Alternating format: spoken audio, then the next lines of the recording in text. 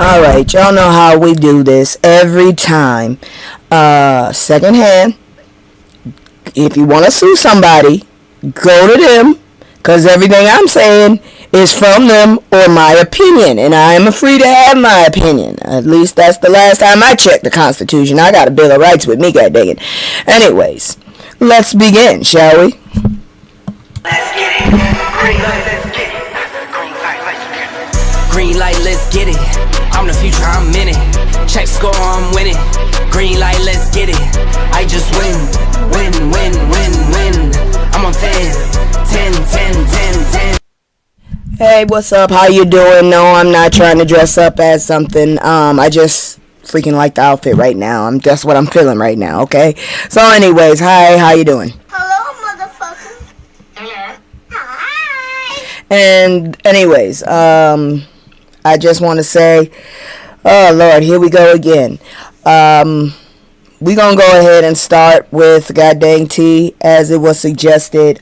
This one, I didn't even realize, and I really feel like people need to just mind their own damn business. But shit, if you gonna clap, you need to expect to be clapped back. So here we go. You know what I'm saying? So Kayla Nicole's Halloween costume shading Taylor Swift is Toni Braxton approved. You killed it. So, alright y'all, let's kick off tonight with some premium petty that had the entire internet gagging, whatever the hell that means. Kayla Nicole decided to use Halloween as her moment to deliver the most elegant drag I've seen all year. And honey, she did it with style.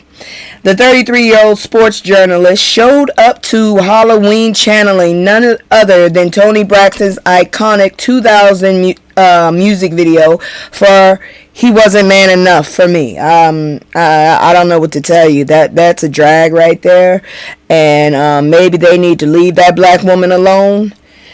And if you don't immediately understand why that's significant, let me spell it out for you. Kayla's ex is Travis Kelce, who is now engaged to Taylor Swift. The message crystal clear.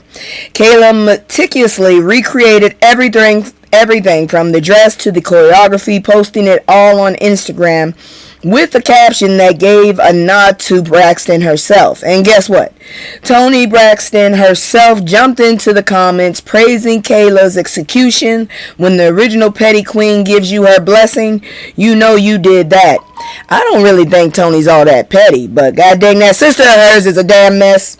Now let's talk about the lyrics she chose to lip sync. Do you know I dumped your husband, girlfriend? Followed by he wasn't man enough for me. The layers, the shade, the sophistication. This is how you remind your ex that he fumbled, not you.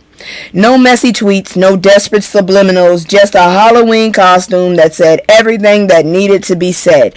And if they react, then they know damn well they're guilty. God dang it.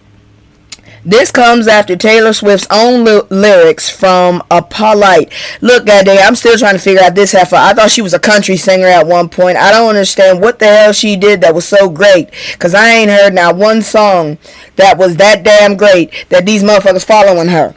Like a Beyonce, which we already know how I feel about that. But anyways, they were interpreted by fans as reference to Kayla's previous relationship with Kelce. So Kayla basically said, you want to make songs? Cool. I'll make a statement. And she absolutely did. For context, Kayla and Travis had a tumultuous on-again, off-again romance that spanned 5 years before they finally called it quits in 2022.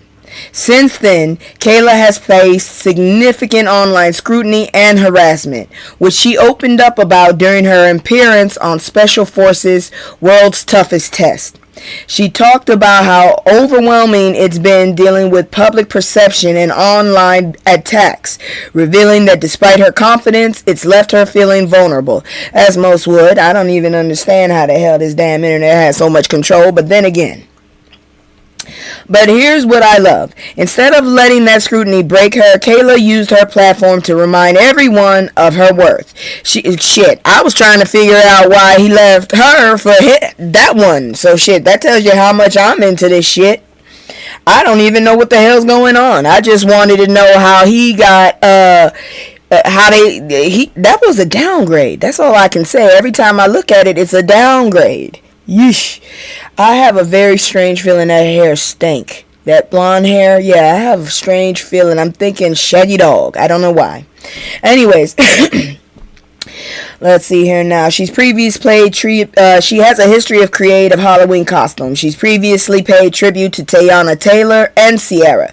So this was just another example of her using thematic celebrations to showcase her personality. Hey, Joker.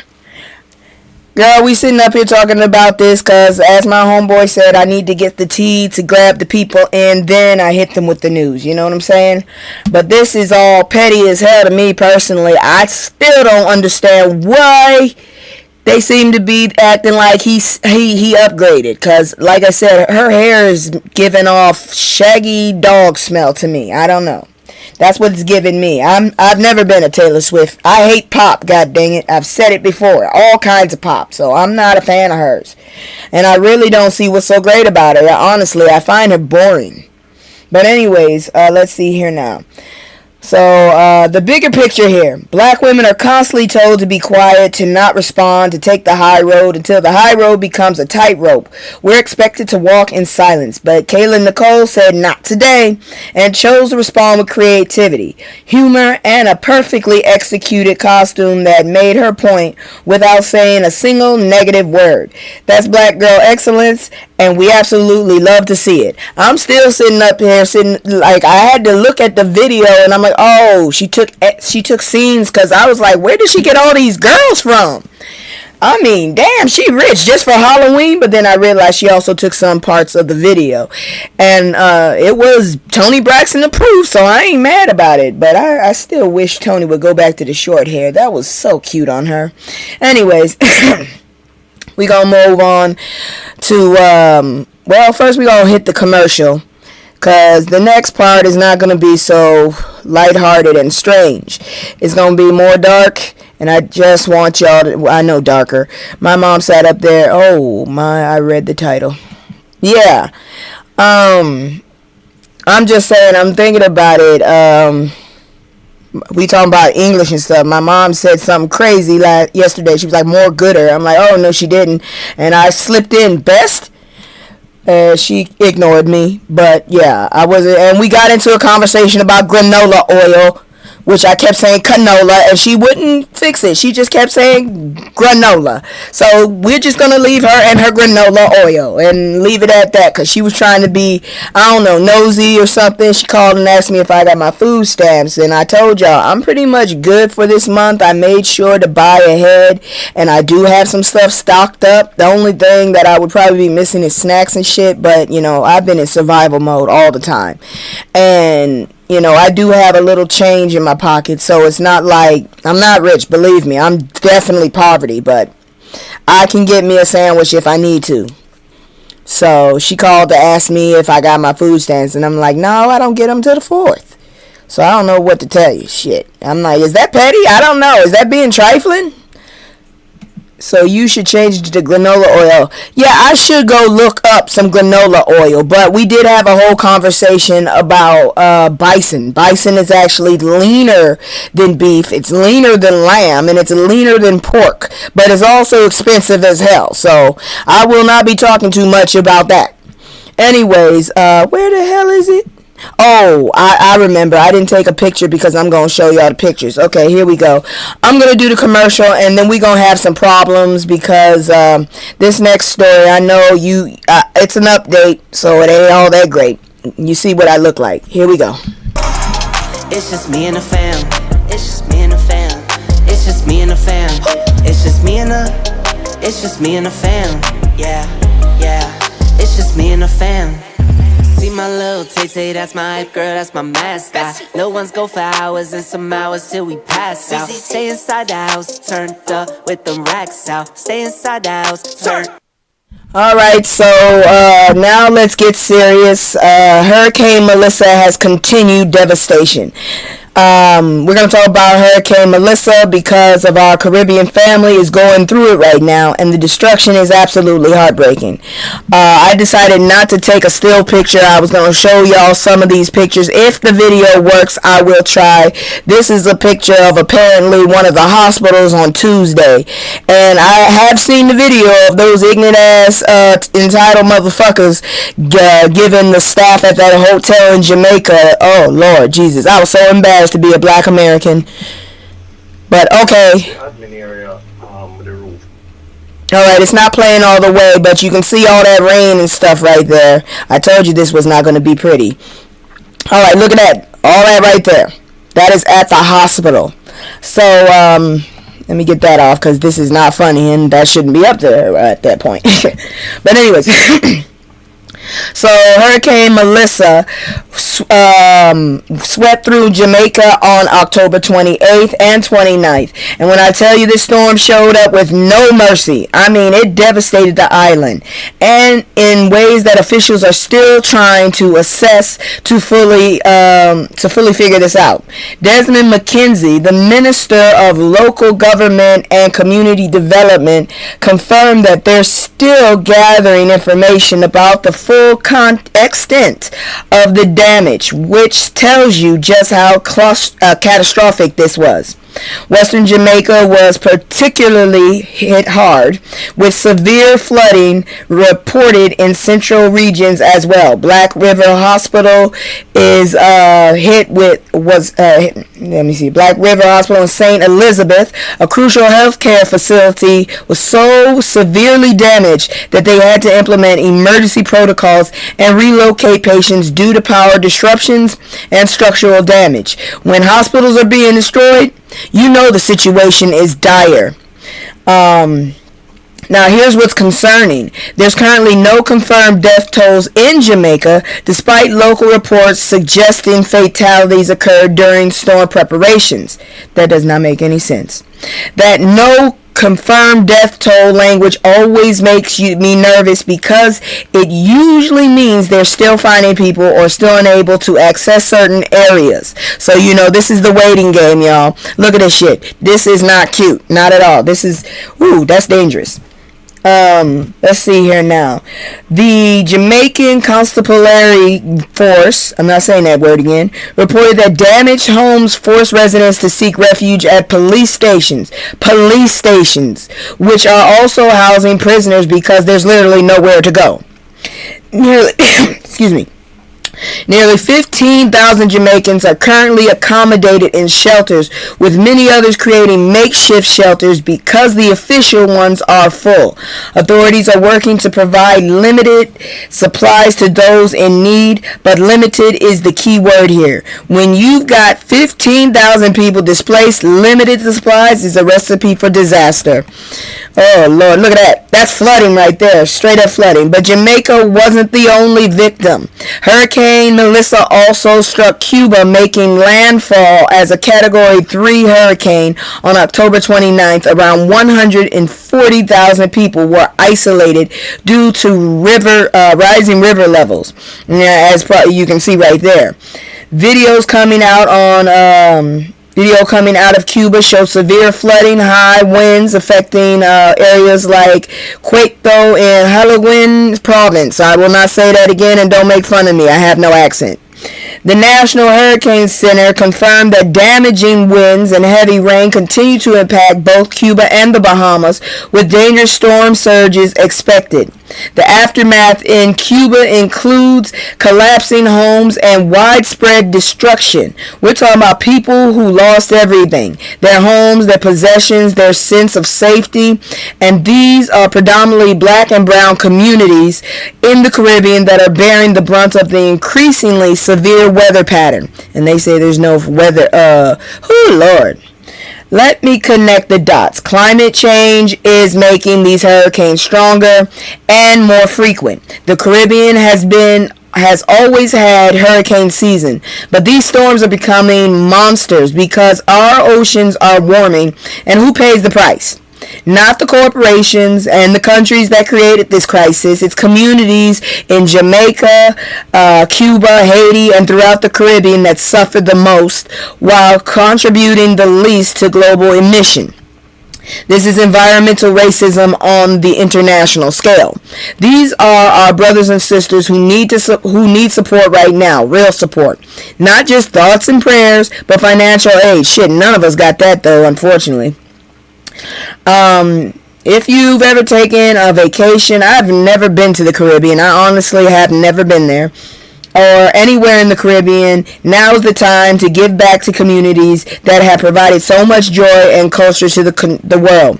Shit, if I had it, it would be yours, but I ain't got it, god dang it. But these are more pictures of the shit that they're going through right now, and I do hope they get help. But at this point, we need help in this country our damn selves. I was really hoping it would hit D.C. Not all of D.C., but just a certain area of D.C. That's what I was thinking. Oh, Lord Jesus. And you know Jamaica, they show you all the great stuff. They don't show you the real Jamaica. Shit. Them houses I saw, those were not stable looking anyway. So, whoo. But, that's that story. We ain't done, though. So, let me go ahead and, where the hell is it? I gotta find the rest of the stories, because this shit is not over. Let me move this over and oh yeah, this one just doesn't make any sense. These damn napkin folks really think they own us. They feel like they should have fucking. I mean, this one right here, I just don't get. I don't get this one at all, and you can kiss my ass on it, because we ain't fools. Okay, check this one out. Good grief. Emotional content. MAGA in Virginia is furious with the NAACP for endorsing white Democrat over black Republican. Okay, you're an idiot. You already showed us your damn what is it? You already showed us your model, Tim Scott, Byron Donalds, okay, the dumbass with the damn boots. I can't believe I made his picture so big. I didn't recognize him until I started talking about it. But yeah, them jackasses, those trash pandas, yeah, you can kiss my ass. We will not support another trash panda. And it sounds like that's what she is, but let's get into it. Oh boy, here we go. Black MAGA and conservative Twitter are having a mental meltdown because, wait for it, a Democratic candidate was seen at the NAACP event. You do realize we're not just about black people in that group, right? Yeah, that jackass. Woo, Lord. Yeah, trash panda. Anyways.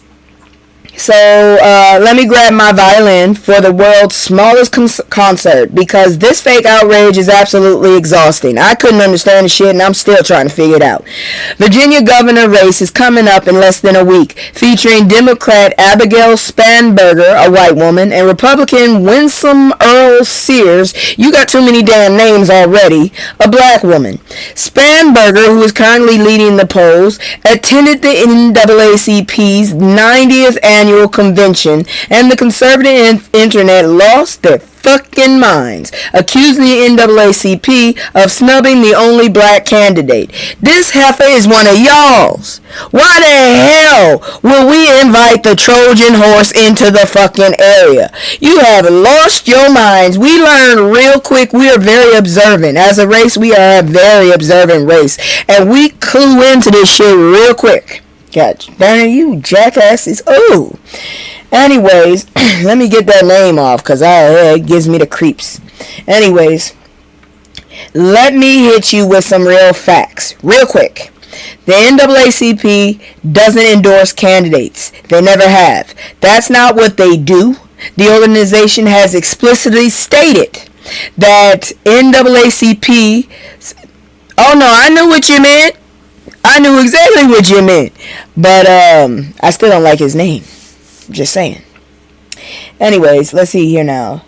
So anyways, the NAACP supports policies, not politicians.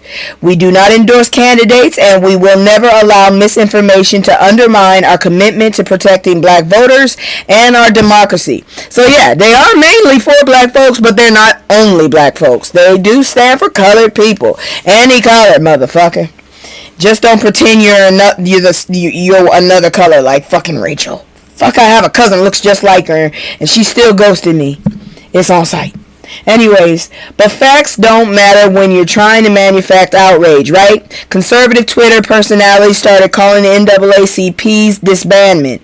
At Reverend D. Minor tweeted, "It's a shame and travesty that the NAACP fails to acknowledge that Sears would be the nation's first black female elected governor and complained about partisan politics." Do we not remember this mayor over in Chicago, in the Chicago area? Not in Chicago, but the female one that misappropriated all the motherfuckers' money? Embarrassing, isn't it? Why the fuck, Marion Barry? Yeah, he ended that shit very shamefully. I'm just saying, why should we get, let's not forget the toad in the Supreme Court. That motherfucker ain't helping us. Why the hell would we put the noose around our neck? Please, tell me. Anyways. So, at Nemesis Sergeant, we already know what's up here, went full dramatic, claiming black people have been indoctrinated to have one favorable opinion or belief that will offend white liberals. And the black folks would rather die than not support this lady and this party. Hell no, we don't want to support the GOP. Fuck that. Not right now. We know the history of that bitch, but still. Black people don't want her. We wait a little longer. Yes, we can wait a little longer. We're still getting first. I'm shocked as hell. We're still getting first. And I'm pretty sure we can wait for that one. We don't need it. We do not need it. But these jackasses are trying to gaslight us. This motherfucker said, then they really showed their whole behind by saying, this isn't a political rally, it's a master slave meeting. The fuck? Oh, hell no. The audacity. Y'all motherfuckers are bold ass. Somebody, oh shit, I think I know this person. I think I actually know this person. She's on my friend list. At Philly John 86 accused the NAACP of still cooning for white folks, our demise. Yeah, me and her, we don't talk. She don't come to my, I'm not sure why she's still on my friend list at this point. I know that chick. Anyways, at Billy Sandy Todd called it hypocritical, and at Wells Jordan 89710 said in a video that the NAACP needs to be disbanded and called it a laughingstock and a joke with no morals and no values. Look, I'm not a huge fan of them. Like, I'm not a huge fan of a lot of these crazy ass groups like Black Lives Matter, but I don't see the need to get rid of them either. They're not really a problem, and they are trying. And I definitely don't agree with y'all. Look, god dang it, even if they did support her, I think black people have enough damn sense to say, no, we don't want this. Fuck, you guys are not smart. Why the hell would I? That's just like the anglerfish, that abomination. You sitting up there falling for the okie doke, that big ass bright ball in your face, and the next thing you know, a god awful gob of just jacked up teeth gonna chomp on you. Shit. Have you seen an anglerfish? That thing is ugly. Anyways, took the fucking South out of me. Good grief. Anyways, here's what they conveniently leave out. Winsome Earl Sears is a MAGA Republican with strong ties to Donald Trump. She's a former Marine. Yes, and she would be Virginia's first black female governor if elected, but many black voters are hesitant to support her because of her political affiliation and the policies she supports. This heifer supports Project 2025. Fuck that shit. We don't need to have a first female black governor that damn bad just yet. I don't even live in that damn state. I'm cool with it. Shit, she about to fuck up Virginia trying to get shit straight. Virginia is about to like redo their map to offset the bullshit in what, Minnesota or Missouri? And this bitch would actually stop. Now, God, forgive me, I don't know if she a bitch, but no, she's in MAGA. She's a bitch. Yeah, and this bitch right here would stop it. I know she would. She looks like she would tap dance. Whoo, breathing. Woosah. Anyways, the NAACP isn't obligated to celebrate someone just because they're black. Exactly. Not all skin folk are kinfolk. Being black doesn't automatically make you good for black people. Just ask Clarence Thomas, that toad. Candace Owens, her face is so squashed. Or any number. She has the hugest forehead I've ever seen. It's a fucking 20 head. That's what it is. And a number of black conservatives, like that one gay one that's always running around with the huge ass smile. I've never seen so many teeth in a mouth. You know, the one that always wears the really tight shirts on TikTok and says a lot and has big ass eyes. He has some big ass eyes. And I think they clowned his ass at one of those meetings before, the conservative meetings. They clowned his ass. Is that his name? Yeah, that jackass. Don't forget him. We don't need no more of them. God, that guy he is stupid as hell.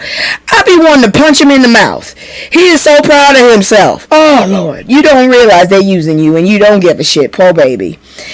Anyways, Reverend Cozy Bailey, Virginia State Conference president, set the record straight. The NAACP Virginia State Conference has not endorsed any candidate for governor, period. He emphasized that the organization remains focused on protecting voting rights, expanding access to affordable health care, improving economic opportunity, and ensuring that every eligible voter is able to cast a vote freely and fairly. Let me see what you said. I don't know why I know these people. All of the MAGA are stupid. I see them because I be watching those reaction videos on YouTube because I don't be on TikTok like that. So they never hit my thread on TikTok. They never hit my For You page on TikTok because I really don't fuck with these motherfuckers. So I see them when I look at these reaction videos of people dragging motherfuckers. And that's how I remember that gay dude, because they dragged the shit out of him when he got his ass handed to him by the people he been kissing up to. Oh, Lord. And he keeps popping up too. Shit. Anyways, the NAACP, okay, so let's see here now. The conservative playbook is so transparent. Find a black person who agrees with their agenda, then accuse everyone who doesn't support that person of being anti-black. It's manipulation, it's dishonest, and frankly, it's insulting our intelligence. Yeah, because what I would say is that's an anti-black. That one right there in that gray suit, that's an anti-black. Even though she's black, she's not black, she's just a really dark cracker. That's what someone called me once. They called me a burnt cracker. I'm still trying to figure that one out. And the motherfucker was from Florida. It's on site. You know it is. Anyways, that's it for that story. We gonna move on because it's a lot of bullshit. And I don't know what to tell you. Oh, Lord, they think we stupid. That's the thing. They think we stupid. I went even so far as to ask Nova, which is what I asked ChatGPT what they wanted to be called. And Nova even broke it down to me when that jackass had sat up there and said that the Bible says it's okay to have slaves. No, it's not. Because the new version, you know, that one even says, do unto others as you would want them to do unto you. And, basically that God sees nothing but one, okay? We are all the same to him. Lord have mercy, these people get on my goddamn nerves. They really do. But anyways, we ain't done, because here comes another story. I don't know why they report these things so late, though. That's what pisses me off. You find out it's travesty and you can't do shit about it. Look at this shit here. You won't believe why a white Charlotte cop pew-pewed a black FBI agent while on the job. How? Alright, so this next story is absolutely wild and shows exactly why we need serious police reform. A Charlotte Mecklenburg, I'll never say that again if I can help it, police department officer pew-pewed an FBI agent during a raid in 2019, and the body camera footage just got released and it is raising all kinds of questions. Why did it take so long? That's what I want to know. Why did it take so long? Excuse me. Officer Loveridge What a name.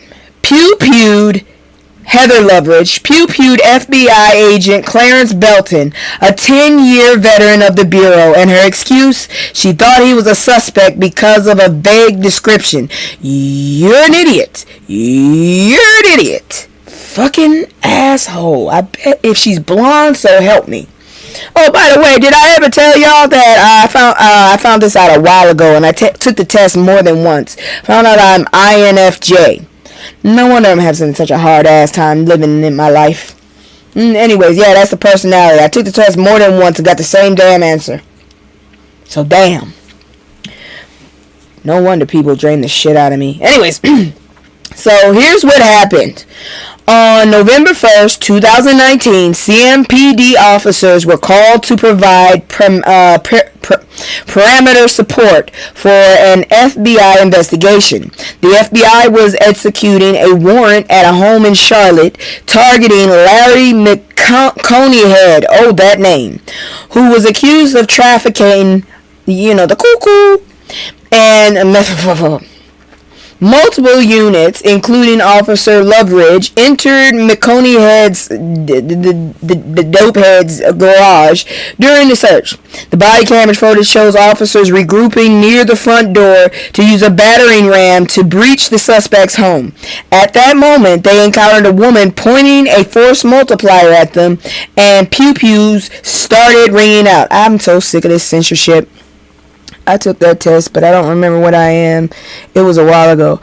I took it like about a year ago. Then I did it again that same year. Same fucking answer. Irritating as fuck.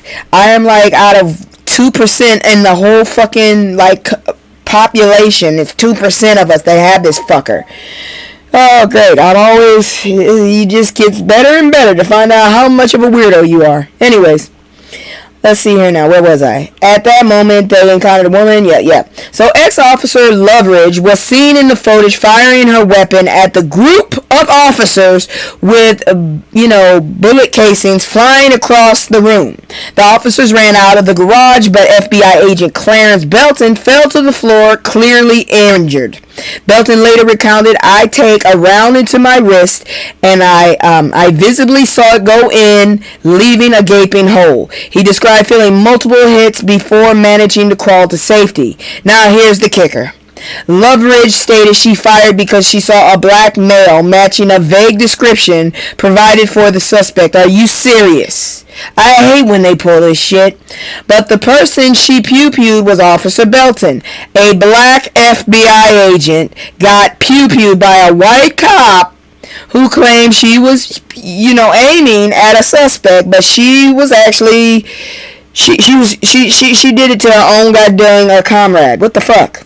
This body camera footage wasn't made public until WBTV won a court case to unseal the evidence. That tells you the department wanted to keep this quiet.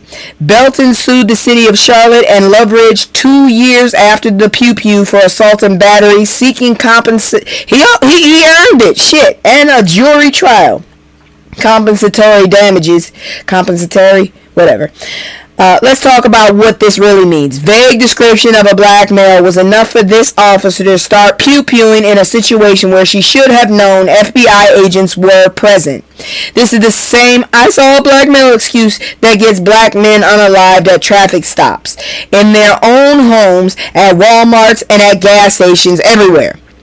The fact that an FBI agent, someone who is literally law enforcement, got pew-pewed because an officer saw a black male and started firing will tell you everything about how dangerous it is to be a black man in America. If an FBI agent can get pew-pewed in these circumstances, what chance do we have? Shit. This incident resulted in a civil lawsuit, a seriously injured FBI veteran, and significant negative press for the CMPD. But more importantly, it's another example of how I feared for my life, and a vague description of black males are used to justify violence. Clarence Belton is lucky to be alive, and Heather Loveridge is lucky she pew-pewed another officer instead of a civilian, because there might have actually been some accountability. I wish he had a pew-pew back, honestly, because shoot, He had all the rights to. This dumbass here. What the hell? Why wasn't she clued in to what the hell was going on? Shouldn't she have some kind of knowledge of what was happening before this shit went down? Why would you? God dang it. These dumbass people.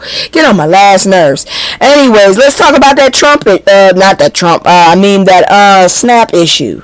Let's check about that. Oh, Lord. Mental health. Here we go.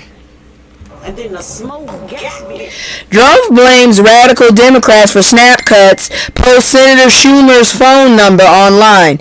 This man has issues. Something is seriously wrong with this fucker, and I don't know what it is. Why would you do that? Damn it. Y'all, the mental gymnastics happening in the White House right now deserve an Olympic gold medal. Felon Donald Trump took to Truth Social, I don't understand how that shit still exists, to blame Democrats for the government's failure to distribute SNAP benefits despite Republicans controlling Congress and the presidency. Make it make sense. Trump posted that government lawyers determined his administration lacks the legal authority to distribute supplemental nutrition assistance program benefits during the ongoing government shutdown. He expressed his desire for Americans not to suffer from hunger because of the Democrats. You know damn well it's because of your ass. Refusal to reopen the government because we don't want to give billionaires our health care money, bitch.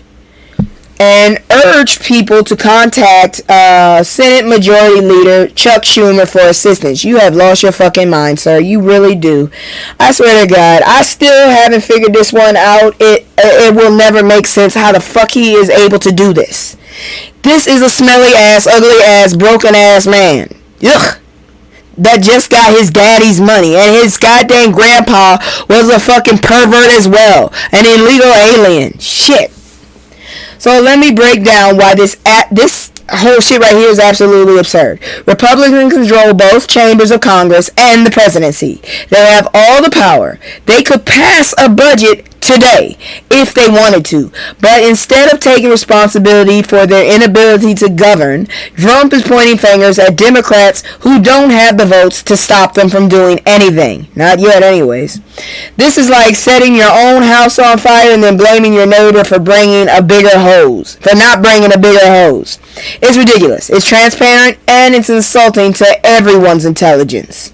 Critics are rightfully calling out Trump's post as a strategy to deflect criticism while millions of Americans face heightened food insecurity. He's trying to create a narrative where Democrats are the villains when in reality his administration is refusing to use available funds to keep people from starving. I swear to God, why is it that my phone always does this shit when I'm doing something? Nobody talks to me until I'm doing something. Shit. Anyways, let's see here now. Here's the good news. Late on Friday, 2 federal judges ruled that Trump's administration must continue funding SNAP through contingency funds just one day before the USDA planned to freeze benefits. The judges saw right through the administration's excuses and ordered them to keep the program running. But Trump's response, he indicated the government would comply with the court's rule, but acknowledged that the distribution would involve delays as states work to disburse the funds. So when forced by the courts to do the right thing, they're dragging their feet. The reloading of benefit cards may take 1 to 2 weeks, which means families will still go hungry while bureaucrats slowly process paperwork. I'm so sick of these motherfuckers. They need to stop playing with us. I'm not playing. This is irritating as shit. Anyways, Trump also said that if legal clearance was obtained, he would honorably provide funding as he had previously done for military and law enforcement pay. Notice how military and law enforcement get paid without hesitation, but when it comes to feeding hungry Americans, including children, veterans, and elderly people, suddenly there are all these legal obstacles. The priorities are crystal clear. Protect institutions of power and control, but let regular people struggle, and then blame the opposition party for suffering you're causing.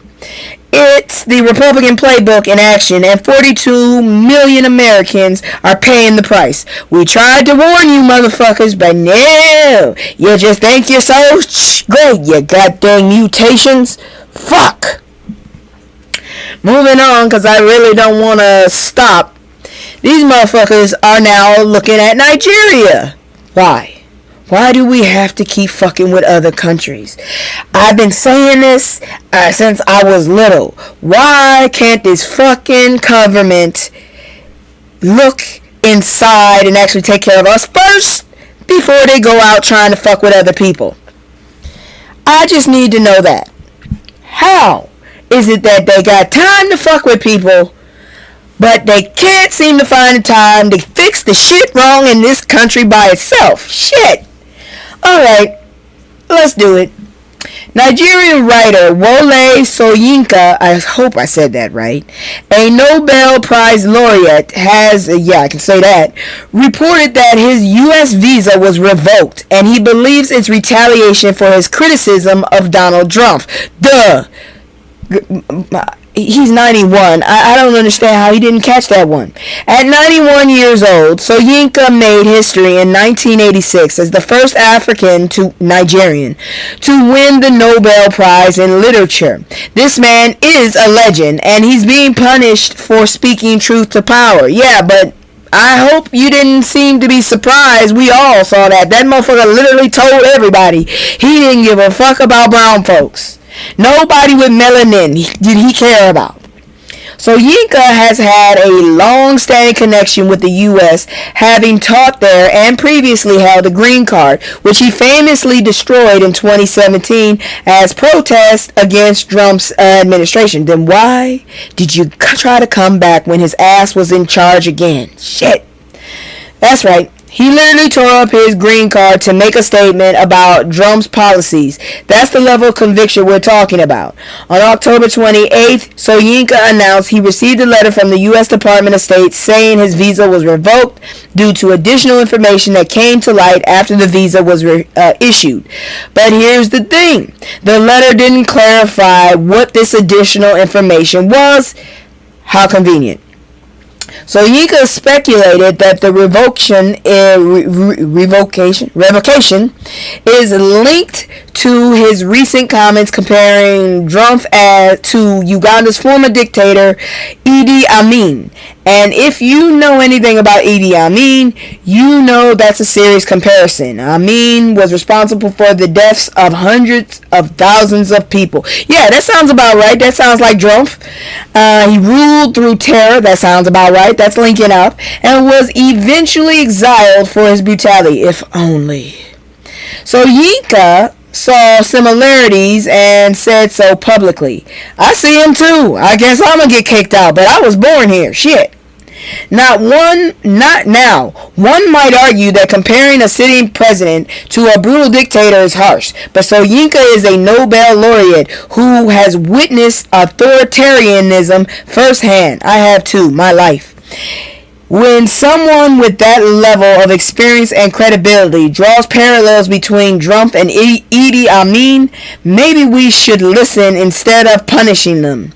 Soyinka expressed this sense of being banned from the U.S. and indicated he has no immediate plans to reapply for a visa, emphasizing the need for humane treatment in immigration policies.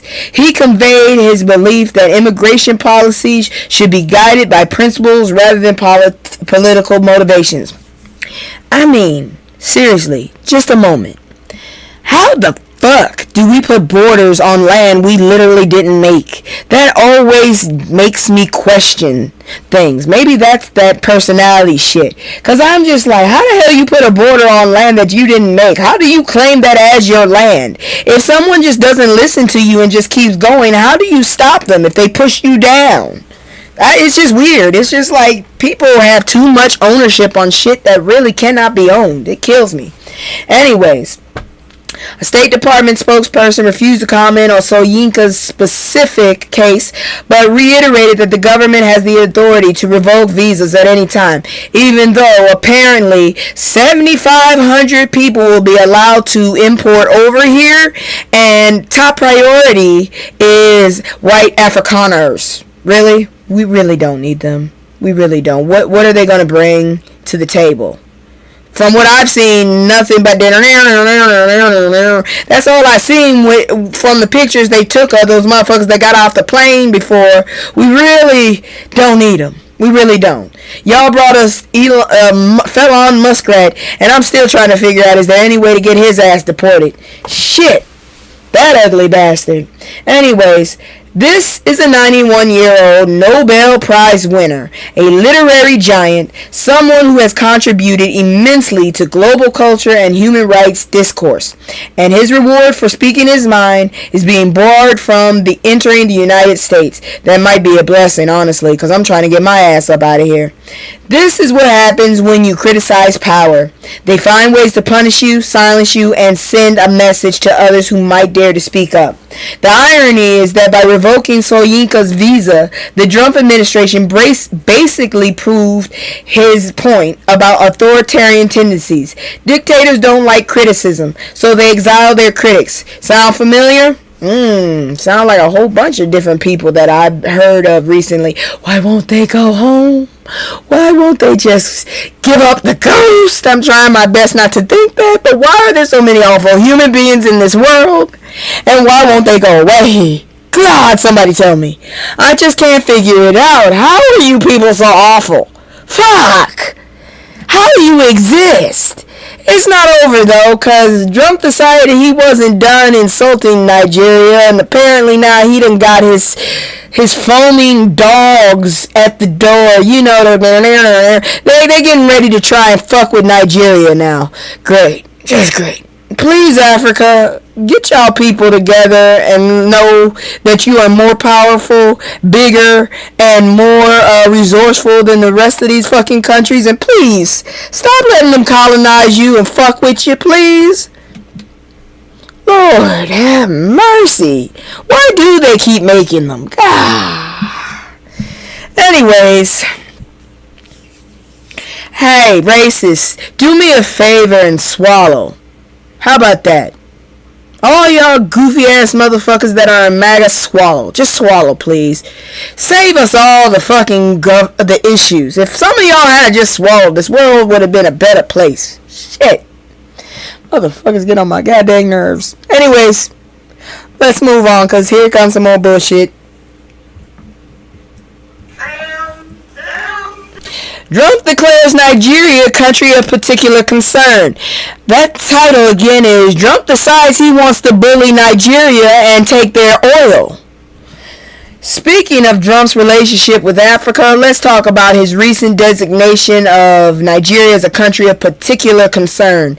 This is about he's claiming it's religion. It's not. It's about money. Officially labeled Nigeria with this designation on Halloween for some reason regarding religious freedom, highlighting mass unalivings of Christians attributed to radical Islamist groups. Are you serious, you dumbass motherfucker? Do you not know the stats? Trump emphasized that Christianity in Nigeria faces a significant threat. That's a lie. Noting that thousands of Christians have been victimized. That's a lie. This designation is based on the 1998 International Religious Freedom Act, which typically requires recommendations from the U.S. Commission on International Religious Freedom and the State Department. I want to know, first of all, why is this any of our business what Nigeria is doing? If they're unaliving people, I think that's horrible. But really, why the fuck can't America mind its business? I really want to know how this has anything to do with us. Anyways, here's where it gets interesting. There are questions about whether Trump followed proper procedures in making this announcement, about this freedom of, yeah. Seems like due process is optional when serves his political goals. The classification would lead to possible sanctions or diplomatic repercussions if formalized. Republican lawmakers like Riley Moore and Ted Cruz are praising the decision as necessary. These are fucking snakes. Exactly. I'm just trying to figure it out. It's just like, you saying exactly a lot. Are you, did you get kidnapped or something, Joker? Something going on here? Because you said exactly 3 times. You trying to send a message? Do we need to come get you? Because I still have a full tank of gas. I'm supposed to take a trip, but I still have a full tank of gas. Do we need to come get you, Joker? You done said exactly 3 times. I'm just saying. Oh, okay. She's laughing, so I guess she okay. Anyways, the classification would lead to possible... these rats... Of course, when you have Ted Cruz, you already know their shit. You know what? You scaring the hell out of me, god dang it. Dang, crazy ass woman. See, this is what happens when you deal with people who are named Joker. You gotta watch yourself. And make sure that, I don't know, they're trying to infiltrate. I don't know. Anyways, I am very paranoid. I have made that quite clear before. But here's what they're not telling you. The Nigerian government has consistently denied claims of systemic religious persecution, attributing to violence, to economic, and to territorial disputes rather than faith-based targeting. And experts agree that while groups like Boko Haram have indeed attacked Christians, reducing Nigerian complex issues solely to religious conflict, overlooks massive challenges related to land, water, and governance. Nigeria is dealing with farmer-herder conflicts over land and water resources, poverty, government corruption, and yes, terrorist organizations like Boko Haram. These issues are interconnected and complicated. Simplifying it to Muslim versus Christian ignores the economic desperation, climate change impacts, and political instability that fuel violence. What's also concerning is the timing and the selective outrage. Where's the same energy for other countries where Christians face persecution? Why is Trump suddenly so concerned about Nigerian Christians? Could it have anything to do with oil interests, geopolitical positioning, or creating justification for sanctions that serve other purposes? And let's be real, Trump's track record with Africa hasn't exactly been stellar. Oh, let's talk about it. Remember when he allegedly called African nations shithole countries? I remember. Where were you? I was at home. Remember the Muslim travel ban that affected several African nations? Now suddenly he's a defender of African Christians? Man, I remember. When that happened, that was the year I got my ass out of the U.S. to China. God dang it. That summer I was gone.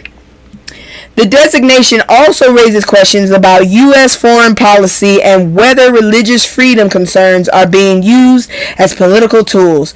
Don't get me wrong. Religious persecution anywhere is wrong and should be addressed. But when the messenger has a history of racist rhetoric about Africa and Africans, that's a continent, by the way. There's a bunch of countries in there. It's a continent. Stop treating that continent like it's a country. It's a continent. When the designation comes without proper procedure and when it serves convenient political purposes, we have to ask, is this really about protecting Christians or is this about something else?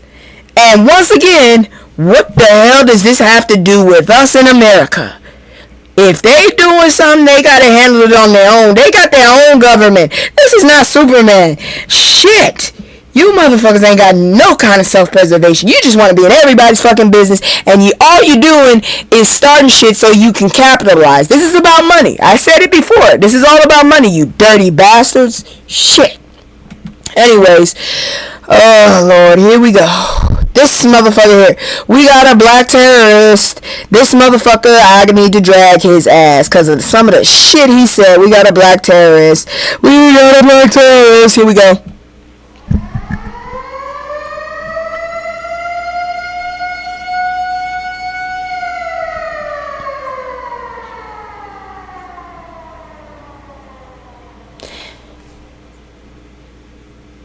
Can y'all hear anything? Because I get like a siren sound for that. I'm not sure if you guys hear it. I blocked it on my side, but I wonder if y'all hear it. I don't know. Anyways, GOP lawmakers suggest SNAP recipients stop smoking crack ahead of freeze.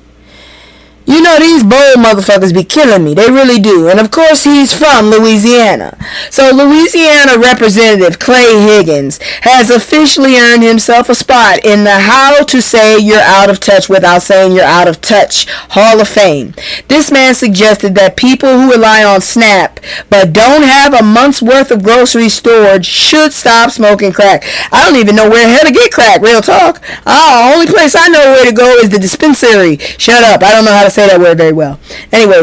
Anyways, these comments came shortly before the suspension of November SNAP benefits, which affect 22 million American households who receive an average of $4,200 per year for groceries.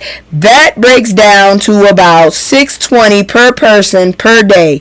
And Higgins thinks people should be able to stockpile a month's worth of food on that budget. It is impossible, I promise you. I used to be able to use the food stamps and last for a fucking month. That shit lasts a week. But with it, at least I get shit that's longevity at the prices that they are. I used to get that same amount and still have shit left over. Good grief. Anyways, the backlash was swift and fierce. Social media users accused Higgins of perpetuating racist stereotypes and showing complete ignorance about food costs and the realities of poverty. Republican Sarah Stogner and health policy professor Miranda Yaver both highlighted the inadequacy of SNAP benefits and questioned Higgins' understanding of grocery shopping. Let me paint a picture of how offensive this is. SNAP recipients include working families, elderly people on fixed income, disabled individuals, that'd be me, children, and veterans, also me. These are people who are The majority of SNAP households with children have at least one working adult. I'm trying.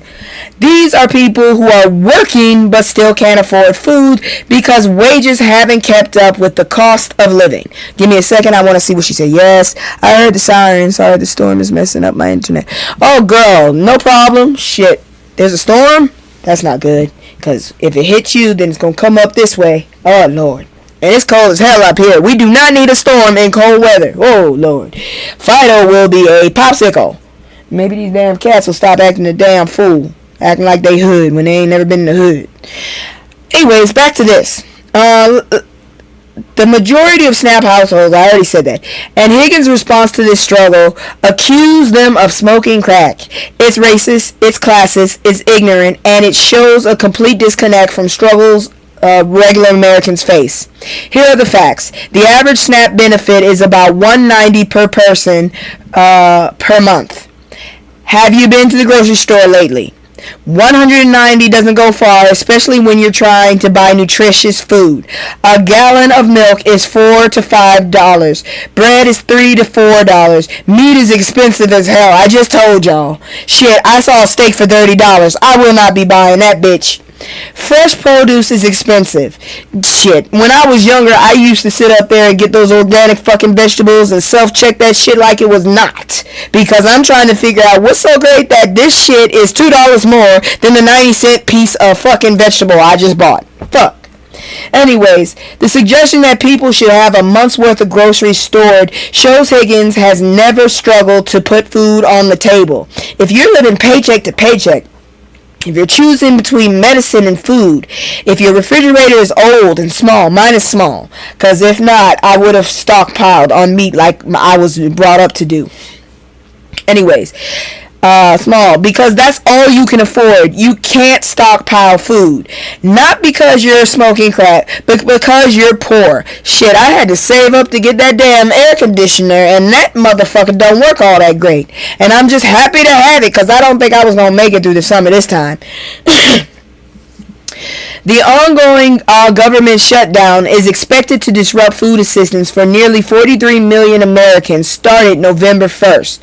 New York Governor Kathy Hochul declared a state of emergency in response, and Democratic leaders are urging House Speaker Mike Johnson to facilitate a vote to secure funding. Why haven't they gotten rid of his ass? They got McCarthy out of there so damn quick. Why can't they get rid of this jackass? Oh. But instead of working to solve the problems, Higgins is making crack jokes about people who are about to go hungry. The cruelty is the point. The disdain for poor people is the point. And the racist stereotypes are definitely the point. When someone shows you who they are, believe them. Clay Higgins is just showed us exactly what he thinks of people who need assistance to food and their families. Look, I lived in Louisiana for a while. Half my goddamn life. My whole teenage years, unfortunately. I came up here a little bit for summer vacation and shit. But here's the damn thing. The motherfuckers are racist. I know they are. Because in Louisiana, they be having them damn Confederate flags out there like it ain't nothing. I never seen them bitches out there until I went down south. I was like, what the fuck is that? Why is that out here? I thought that wasn't supposed to be like that. The motherfuckers have it as pride. There's one that was right there on this store. Every time you drove down to go to the college that was right next to it, you had to see that fucking Confederate flag every fucking day. You want to get some gas, you got to see that fucking flag. You want to go to your class, you got to see that fucking flag. You want to get something to eat from the fucking cafeteria or the canteen, there's that fucking flag. Shit. So I already know. I'm not surprised by the shit. But let's move on because now it's time for, that part where I get out of this and get into that other outfit and we eat some faces. Because y'all already know this shit was coming. And I already explained to y'all that it's about money. And I don't trust a lot of these groups. Even the black groups. Some of them, like Black Lives Matter, they be just for the money. So here we go. This shit right here. That's all I can say. This shit right here. Give me just a second. I don't know why it's popping up like that. That looks weird as hell. But the program is trying to get straight, I guess. Because that's weird as fucking hell. Glad it's just a video. Jesus Christ, why does that look like that? Would you please? Thank you. Sheesh. That was creepy as hell. Anyways, here we go. Where's my thing? Here we go. I don't want the second, I want this. I'ma live my hands where I'm alright. I've been moving like a hot mess. Okay, so the DOJ is probing Black Lives Matter. I've been hinting, you already should have seen this one coming. DOJ probing Black Lives Matter Foundation over alleged misuse of donations. If it has money and they can get their hands on it, they'll go for it. And to distract, the Justice Department has launched an investigation into the Black Lives Matter Global Network Foundation over allegations of misusing millions in donations during the 2020 racial justice protest.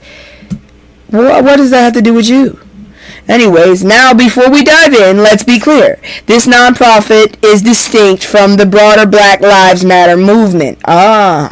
See, yeah, I'm with the movement, not really the group. BLM as a movement is decentralized. It's about the cause, the protest, the fight for justice. That's the one I'm about. The Global Network Foundation is one specific organization. According to reports, this foundation raised over $90 million in 2020 following George Floyd's unaliving, which triggered worldwide protests and discussions about racial inequality. That's a massive amount of money that people donated because they believed in the cause and wanted to support the movement.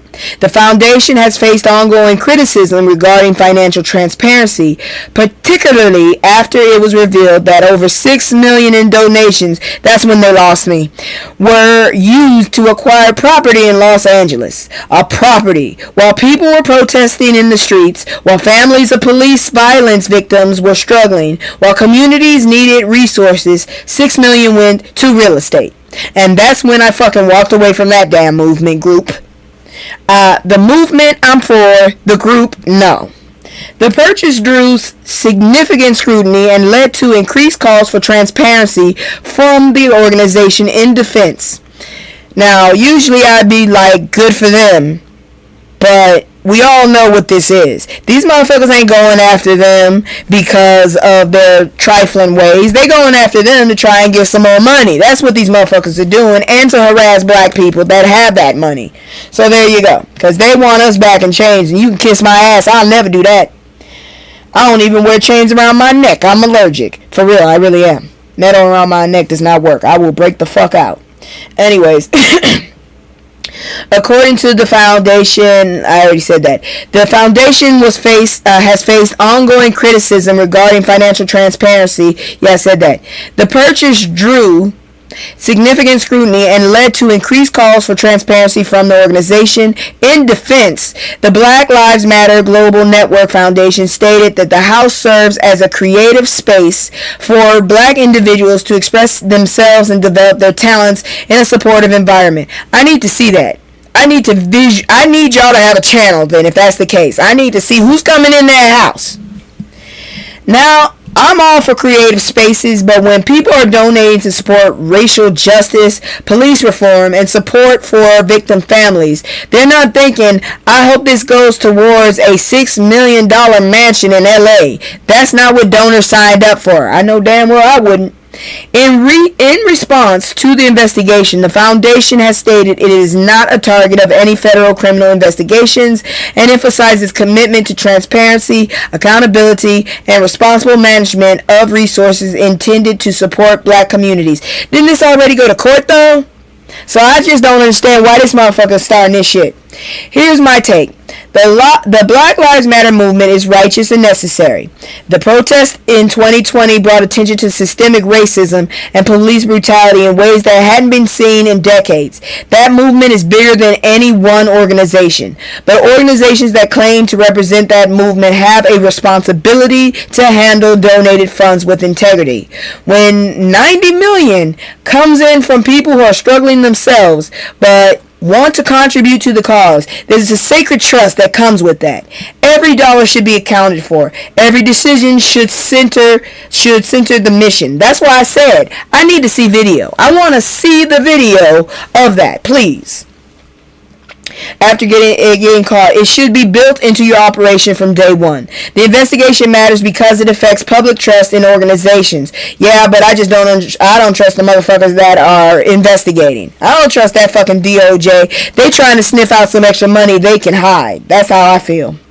But the movement for black lives is too important to be undermined by financial mismanagement. We need organizations we can trust to fight for us, advocate for us, and use resources to actually help our communities. Hopefully this investigation brings clarity and ensures that the future donations go where they're supposed to, supporting black communities and fighting for justice. I hope so, because this is getting on my goddamn nerves. Anyways, we gonna move on because we're not done. Here come this jackass here. First, wasn't he a Democrat to begin with? Now look at what he's doing. Oh, Lord Jesus. Why are they still so fucking... They're not healthy? Why do they keep going? I don't get it. My damn medicine ran out. And my damn cat fell asleep, so I must not be ranting and raving enough. Anyways, so former New York Governor Andrew Cuomo, who is now running for New York City mayor, God please don't let him win, he'll be groping everybody, just stepped in it during a MSNBC interview while discussing a mayor's responsibility in promoting unity. Cuomo stated that diversity, while a strength, can also be viewed as a weakness. How? He emphasized the need to work hard to maintain unity among various groups, acknowledging potential conflicts arising from differing races, religions, and beliefs. When host Eugene Daniels pressed him on this, Cuomo doubled down, reiterating his belief that diversity could pose challenges when it leads to animosity among groups. Well, the animosity is coming from y'all group. We ain't got no animosity. We just want y'all to leave us the fuck alone. Shit. And then he kept making that same mistake throughout the interview. Wait a minute. Then, in a truly spectacular moment of awkwardness, he incorrectly referred to Daniels by the name of another MSNBC host. And he kept making the same mistake throughout the interview. You're a fucking idiot. And why didn't that dude tell him that's not my name? I don't know. Anyways. So let me get this straight. Cuomo is on a national television talking about how diversity can be a weakness, and he can't even keep track of which black journalist he's talking to. The irony is thick. Despite these gaffes, Cuomo maintained his stance, asserting that issues like racism and anti-Semitism could create friction within diverse communities. How about you just don't do it? How about that? Which is technically true, but here's the thing. Racism and anti-Semitism aren't problems created by diversity. They're problems created by bigotry. Blaming diversity for existence of bigotry is like blaming money for bank robberies. Pretty much. Recent polls show that Cuomo is trailing behind progressive... Oh shit, where'd that go? My damn thing went away. Come back. Shit. Hold on. My script went away. There it is. Okay. Anyways. Oh shit. Now I gotta go find the damn story again. Give me a second. This shit happens sometimes. I got excited. Oh yeah, that story coming up. I can't wait to tell y'all about that one. That one, I didn't think I'd see that heifer back. But anyways. Okay, here we go. Get that out of there. Would you go away? There. Alright. Here's what Cuomo doesn't seem to understand. New York is one of the most diverse cities in the world. The diversity is New York. The food, the culture, the energy, and innovation, it all comes from the incredible mix of people from everywhere bringing their talents and perspectives. If running for mayor of New York City and you think diversity is weakness, you're running for the wrong job. What creates friction... Hold on, my medicine... Okay. What creates friction in diverse communities isn't the diversity itself. It's inequality. It's segregation. It's discriminatory policies. It's people in power who pit groups against each other to maintain their control. Unity doesn't come from everyone being the same. It comes from creating systems that treat everyone fairly and creating spaces where different groups can thrive together. Cuomo's comments reveal an outdated, problematic view of diversity that has no place in the 2025 leadership. New York doesn't need a mayor who sees diversity as something to manage or overcome. The city needs leadership, and for some reason now I have a craving for pizza. I don't know why. Anyways, the city needs leadership that celebrates diversity and works to ensure all New Yorkers benefit from it. The fact that he's trailing in the polls suggests New Yorkers are seeing right through this nonsense. Good for them. Alright, moving on. Because this shit doesn't get any better. I promise you it don't. This is an opinion, but I think we need to hear about it before we fuck around and find out. This scary 80-year-old video shows how black folks are currently being pulled into fascist regime. Okay, so this is an opinion, but I thought it would be very beneficial for the community. So let's talk about a film that went viral in 2017 and is getting attention again because, frankly, it's even scarier now that it was then. Don't Be a Sucker was produced by the U.S. War Department in 1945, right after World War II. This 17-minute film depicts a man talking to a group of onlookers, lamenting that black people and foreigners are taking jobs from white people. The film then draws clear parallels between this type of thinking and the rise of the Nazi Party in Germany. The film first went viral after the Unite the Right march in Charlottesville, Virginia. You remember Charlottesville? Neo-Nazis marching with torches, chanting, "Jews will not replace us." The violence, the unaliving of Heather Heyer. People watched this 1945 film and realized the warnings it contained were playing out in real time. But here's why it's even more relevant now. Professor Jason Stanley, a leading expert on fascism, left the U.S. not long after Trump took office in January. I wish I could have done the same damn thing. Seeing parallels between Trump and historical dictators. When experts on authoritarianism are literally leaving the country, that should tell you something. Fascism is defined as a system of government led by people hostile to minorities and deeply suspicious of immigrants, featuring a leader who is almost worshipped by followers, a government that executes the leader's bidding, and the forcible suppression of opposition. Sounds familiar? Sounds like what we're going through right the fuck now. People have been calling Trump a fascist for years, and it's easy to understand why. Sending troops into American cities, effectively outlawing DEI programs, deporting hundreds of thousands of people, having a following that worships him. These aren't normal presidential behaviors. They're actions of a fascist dictator would take, and he's trying. He really is trying. I'd rather fucking leave. The War Department made "Don't Be a Sucker" to warn Americans against becoming like Nazi Germany. The warning was, this is how it starts. It doesn't begin with concentration camps. It begins with scapegoating minorities and blaming foreigners for economic problems with a leader who demands absolute loyalty with the normalization of violence against opposition. When people think of fascism, they imagine Hitler and concentration camps or Mussolini and his atrocities. But those are examples of fascism after it has had time to foster and develop. Adolf Hitler took time to become the dictator he eventually was. He started small and worked his way up. He used economic anxiety, blamed minorities and immigrants, cultivated a cult of personality, and slowly dismantled democratic institutions. The author of the piece being discussed believes something similar is happening in the U.S. And here's the uncomfortable truth. They might be right. The signs are there if we're willing to see them. The question is whether Americans will heed the warning that our own government tried to teach us in 1945, or whether we'll be suckers the film warned about. I don't know about you, but if I have anything to say about it, me and mine are getting the fuck out of this country if they keep this shit up. I can't believe it's only been a year. History doesn't repeat itself, but it sure does rhyme, and right now, we're hearing some very familiar verses, and I don't like none of them. I did not want to be alive for this bullshit. I had hoped I would live throughout without seeing this. Moving on. Cop suspended after nearly hitting black man with cruiser in a viral video. What the fuck is wrong with people? They just don't give a shit. This is the end of times. I did not want to be born around the end of times. I had a hope that I could not see the end of time. Shit.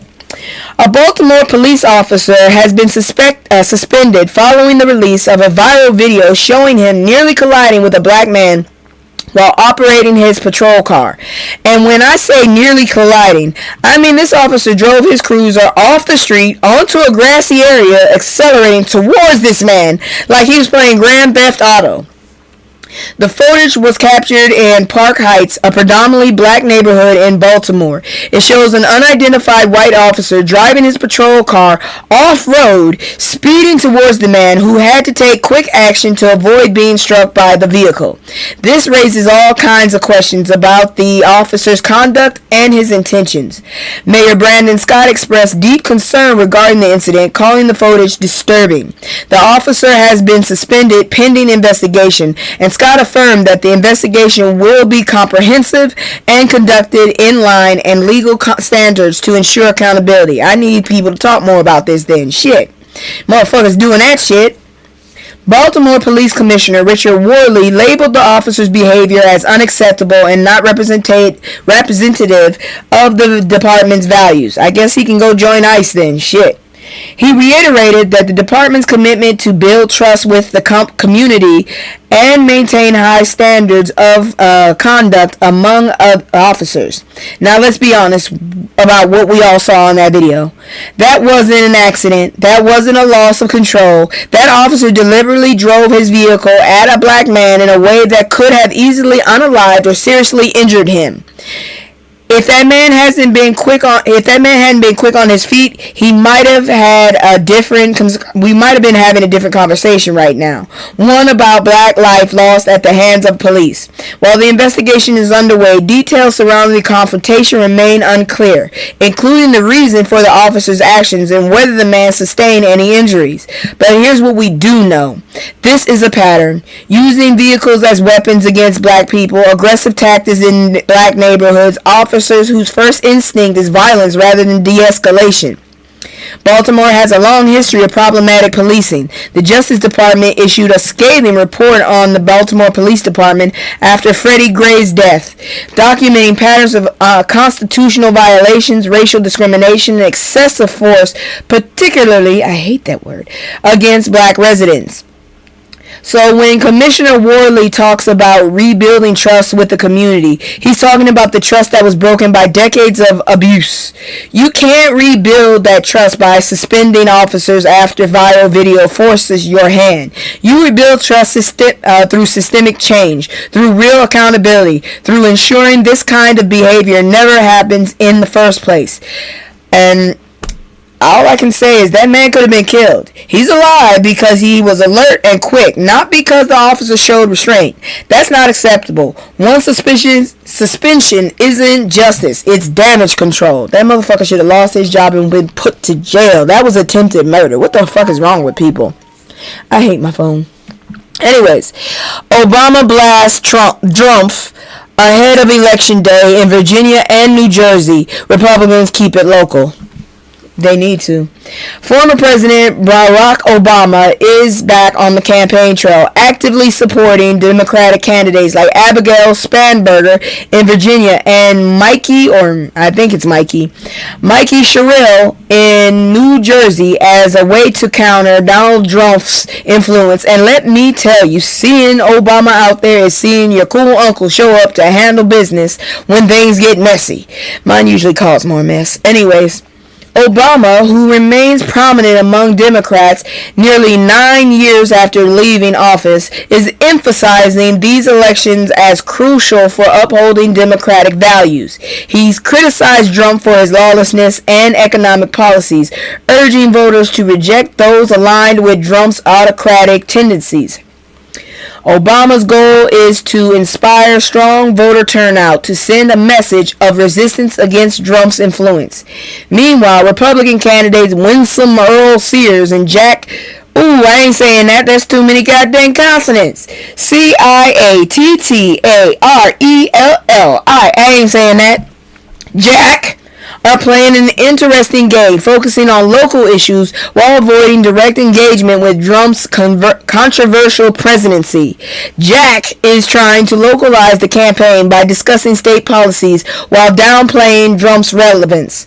Earl Sears, campaigning with Virginia Governor Glenn Youngkin's support, similarly avoided mentioning Trump, instead promoting a conservative vision for the future. Please no. Not right now.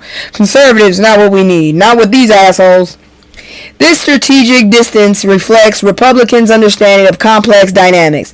Trump is popular among their base but toxic to the broader electorate. So they're trying to have it both ways. Court Trump's supporters without actually being seen with Trump. It's political gymnastics at its finest. And black people are not falling for the okie doke. I can promise you that shit. The gubernatorial race in Virginia and New Jersey are being significantly influenced by economic concerns, particularly rising consumer costs and energy prices. Spanberger and Sherrill are vocal about addressing these issues, linking them to Republican policies and the ongoing federal shutdown. They're also highlighting support for abortion rights as a key social issue. Look, I'm pro-life, but at the same time, I'm also pro-choice. choice. I feel like you should have your choice. What the hell you do with your body is your business. I plan to have anything that comes out my body if it's a baby. Okay, now if it's not, then it's going in the toilet. Shit, I'm questioning what the fuck. But if it's a baby, I'm having it. That's just me. Anyways, the outcome of the races will provide insights into shifting voter priorities regarding current economic challenges and social debates. They'll also show whether Obama's coalition building and Trump's shadow presidencies are influential with voters. I'll tell you right now, I don't understand why these motherfuckers so old and still so full of fucking energy. That's what I'm saying. Why can't they go home? Why can't they just give up the ghost? What I find interesting is how these elections have become referendums on Trump, even though he's not on the ballot. That's how dominant his influence is. Even when Republicans try to run away from him, the election still becomes about him. I'm so sick of him. And Obama knows this, which is why he's out there making the case that these local elections have national implications. Virginia and New Jersey are blue-leaning states that could swing Republican under the right circumstances. These races matter not just for these states, but for the country's direction. Their previews on 2026's midterms and and the 2028 presidential race. I gotta figure out where the hell I'm gonna have to go to vote. This time it'll hopefully be in the same city I live in. But anyways, y'all, guess who's back? This chick. Y'all don't remember? You remember her in this picture, don't you? This heifer is back and she's in trouble again. How? Somebody tell me how. How the hell do you get in trouble again, man? It just don't make sense. Anyways, remember that viral story from September 2023 about Rhoda Osman, Oz with an S, claiming she was attacked after refusing an Uber driver's advances? I mean, you're not all that great looking, lady. Why are your lips so flat? Anyways, well, plot twist, it was all a lie, and she just got convicted for it. Osman claimed a driver threw a brick at her head and attempted to kidnap her. I'm just saying that is a really fucked up thing. I don't know. Shit. Anyway, she posted crying videos, footage of a swollen lump on her face that just disturbed the shit out of me, which went viral on Instagram. Some users offered support, but many others doubted her story, sensing the math just wasn't mathing. I had suspected her since day one, girl. I had already suspected her. I was like, this don't sound right.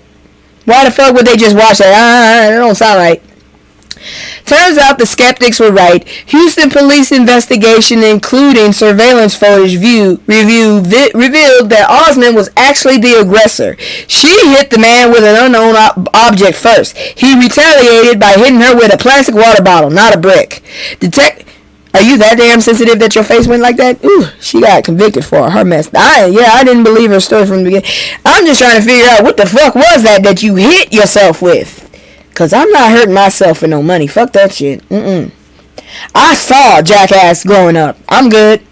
Anyways, detectives also know that Osman's story changed multiple times during their investigation.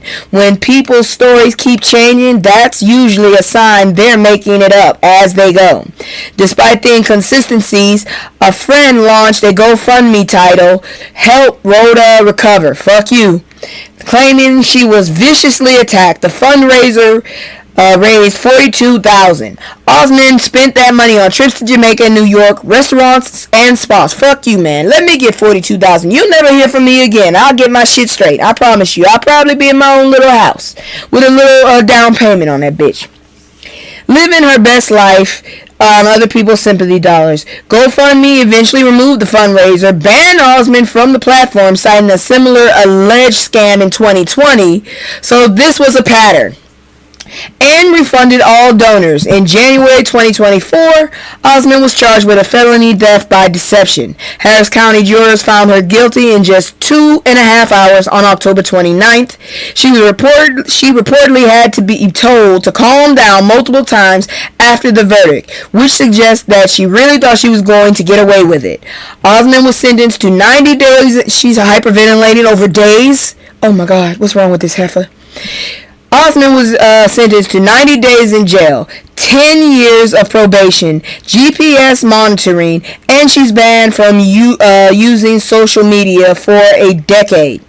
Well, the social media might kind of hurt. It'd be boring because everything's going there. That last part is probably the most effective punishment because she clearly loved the attention. She had to.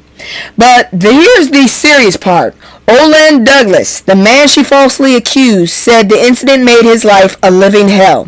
He characterized Osmond as someone who manipulates and scams people on social media. Douglas stated he was happy with the outcome and challenged Osmond's initial supporters to show themselves now. False accusations destroy lives. This man was accused of violent assault, attempting kidnapping, crimes that could have landed him in prison. His reputation was damaged. His life was turned upside down, all because someone wanted money and attention. And here's the uncomfortable reality. This case feeds into harmful stereotypes and makes it harder for actual victims to be believed. When people fake attacks, it gives ammunition to those who want to dismiss real victim stories. It's selfish, it's harmful, and it undermines legitimate movements for justice and safety. The fact that Osmond had allegedly done something similar in 2020 shows that this was her MO. This heifer don't know when to stop. She's lucky she's only getting 90 days in jail because what she did to that man's life and reputation deserves more. I'm surprised her ass hasn't been sued to pay all kinds of compensation. And to everyone who donated, you got your money back, but remember this lesson. Just because something goes viral doesn't mean it's true. Verify before you donate. Ask questions and understand that social media has created an economy of sympathy where people will absolutely lie for money. I'm going to tell you right now. If I had a knot that big on my head, I would not be on no goddamn social media at all. My ass would be in the hospital laid out. The only way someone would be able to see that shit is if someone else was recording it. Because I'm not trying to be online when I'm going through a crisis with a knot that fucking big on my head. Shit. Crazy ass woman. Moving on. How the hell's her hair so nice? Anyways, Huda Beauty. Huda. I don't go there, so I don't know. Huda Beauty drops Huda Mustafa. You know, you with a last name like that, you shouldn't be talking about nobody. After she laughs at a caller referring to Alondria Carthren as the N-word. That girl got some very white teeth. That's beautiful. Anyways, so makeup brand Huda Beauty has severed its partnership with Huda Mustafa. Girl, you know, with a name like that, you need to keep your damn mouth shut. After she was caught on camera laughing at a derogatory term used against Love Island star Olandria Carthen. I don't know this show, I'm just reporting shit. And she fucked around and found out, so yes, I believe in schadenfreude. The incident happened during a live stream, and when I tell you the reaction was swift, I mean the internet came for her immediately. Huda Beauty released a statement expressing that Mustafa's behavior doesn't align with their core values of kindness and humanity. The bitch is brown. She's not even white. She's brown. I would have thought she was Puerto Rican. Ooh, but she got kind of a man face. I do not like that. Ooh, what's going on with that smile? Anyways. They stated her actions were deeply upsetting and hurtful in to many within the makeup community, and emphasized their commitment to addressing racism seriously. Following the backlash, Mustafa issued an apology. Don't nobody want your fucking apology. You did it on purpose. Carthren via Instagram story. She expressed respect for Carthren and acknowledged the seriousness of the language used during the live stream. No, you didn't. You just got caught. Mustafa claimed her reaction wasn't amusement but stemmed from being caught off guard, described it as a nervous and inappropriate response. She also announced plans to donate to the NAACP, signaling her intent to take responsibility. But Olandria Carthen wasn't having it. She called for real accountability, indicating that superficial apologies are insufficient in addressing issues of racism. And she's absolutely right. You can't laugh at someone being called a racial slur, get caught, apologize, make a donation, and think everything's fine. That's not how accountability works. The community response has been one of collective outrage, emphasizing the need for deeper discussion and actions against racism. This situation has sparked conversation about the importance of responsibility and awareness in public discourse, particularly regarding the impact of derogatory language. Huda Beauty made the right call by cutting ties brands. Brands have to take stands on these issues, especially in beauty and fashion, where black consumers are major drivers of trends and revenue. You can't profit from black culture while tolerating racism against black people. Alondria Carthen deserved better than a superficial apology. The makeup community deserves better than performative anti-racism, and we all deserve better than people to think a donation to the NAACP erases their racist behavior. Real accountability means examining why you found racism funny in the first place, doing the internal work to change, and understanding that forgiveness isn't automatic. Some things can't be fixed with a donation or an Instagram story. Let's talk about it. And let's not forget, okay, let me see here now. I gotta go a few because I had to switch them up, and for some reason I can't switch the order, but I can switch up the story order. I can't switch up the picture order. So we'll talk about all that other stuff later. Anyways,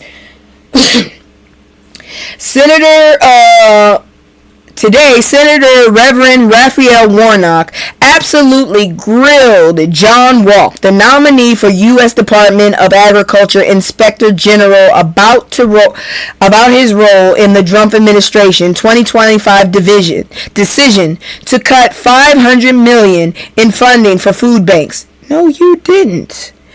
And let me tell you, Senator Warnock came prepared.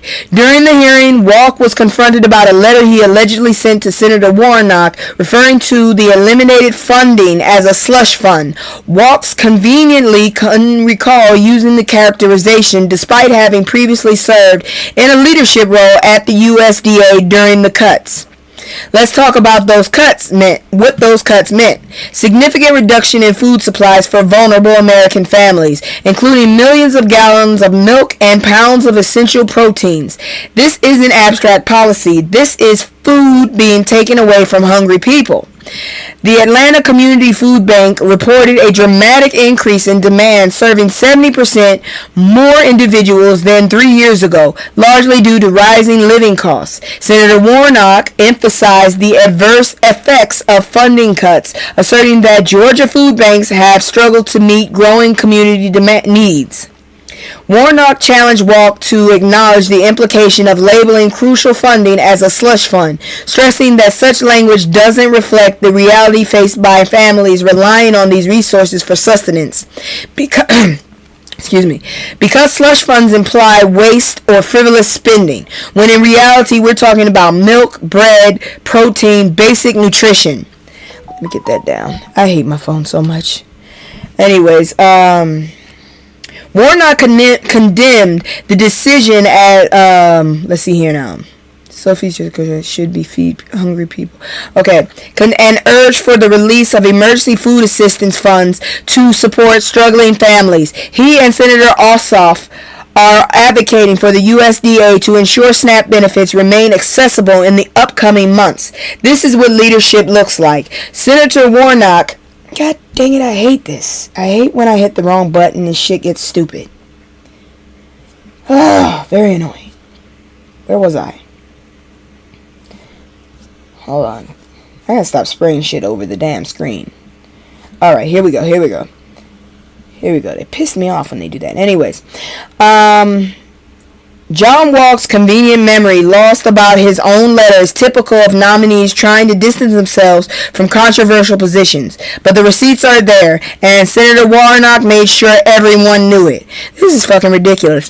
First you say you can't do the food stamp shit. Now even even the food banks are getting cut. How are y'all human? How are y'all fucking human is what I just don't get. Anyways. Fuck, y'all kill me.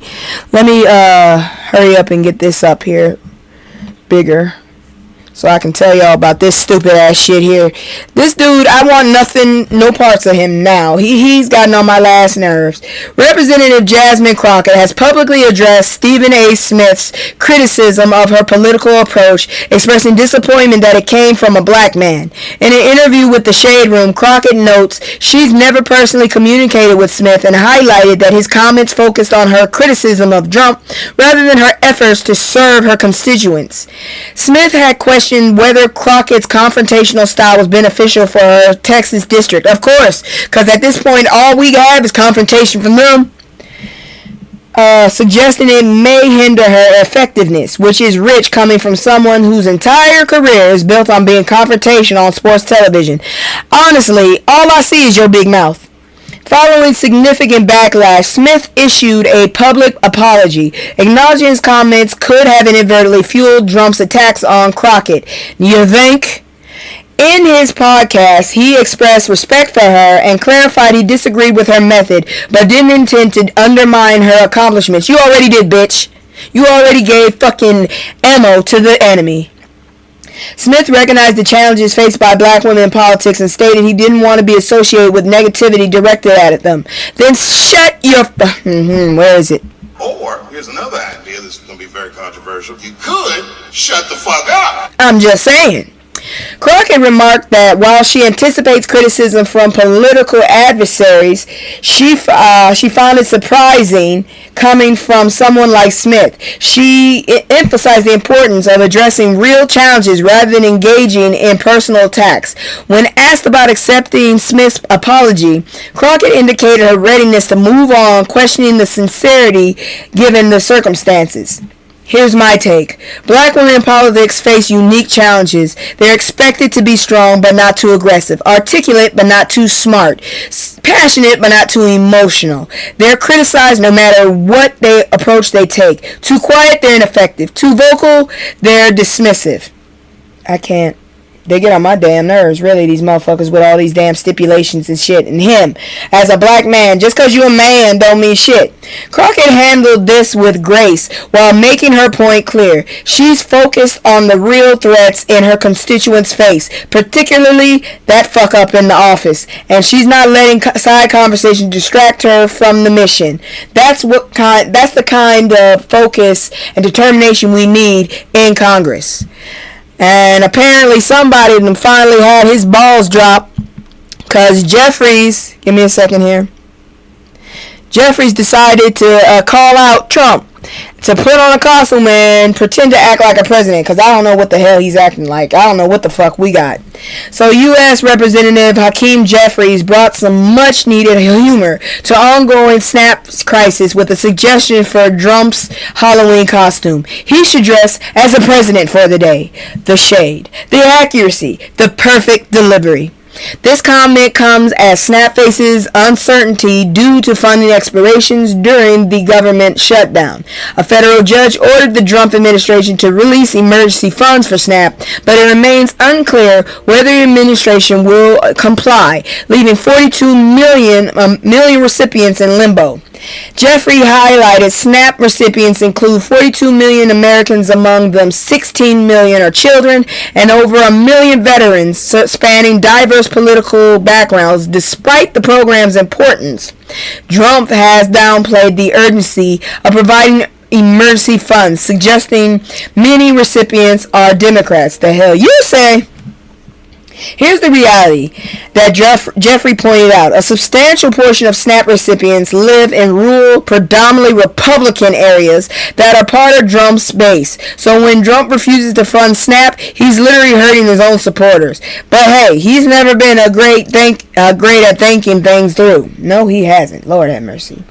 What I love about Jeffrey's comment is how it cuts to the truth. Trump isn't acting presidential. He's acting petty, vengeful, and careless about Americans suffering. A real president would ensure people don't go hungry during a crisis. A real president would work across the aisle to solve problems. A real president wouldn't let this shut down in the first fucking place. How come the last damn it? I mean, it seems like every time his ass is in office we have a shutdown. Shit. But anyways, let's see here now. Let's talk about that. We said it, and I said it before.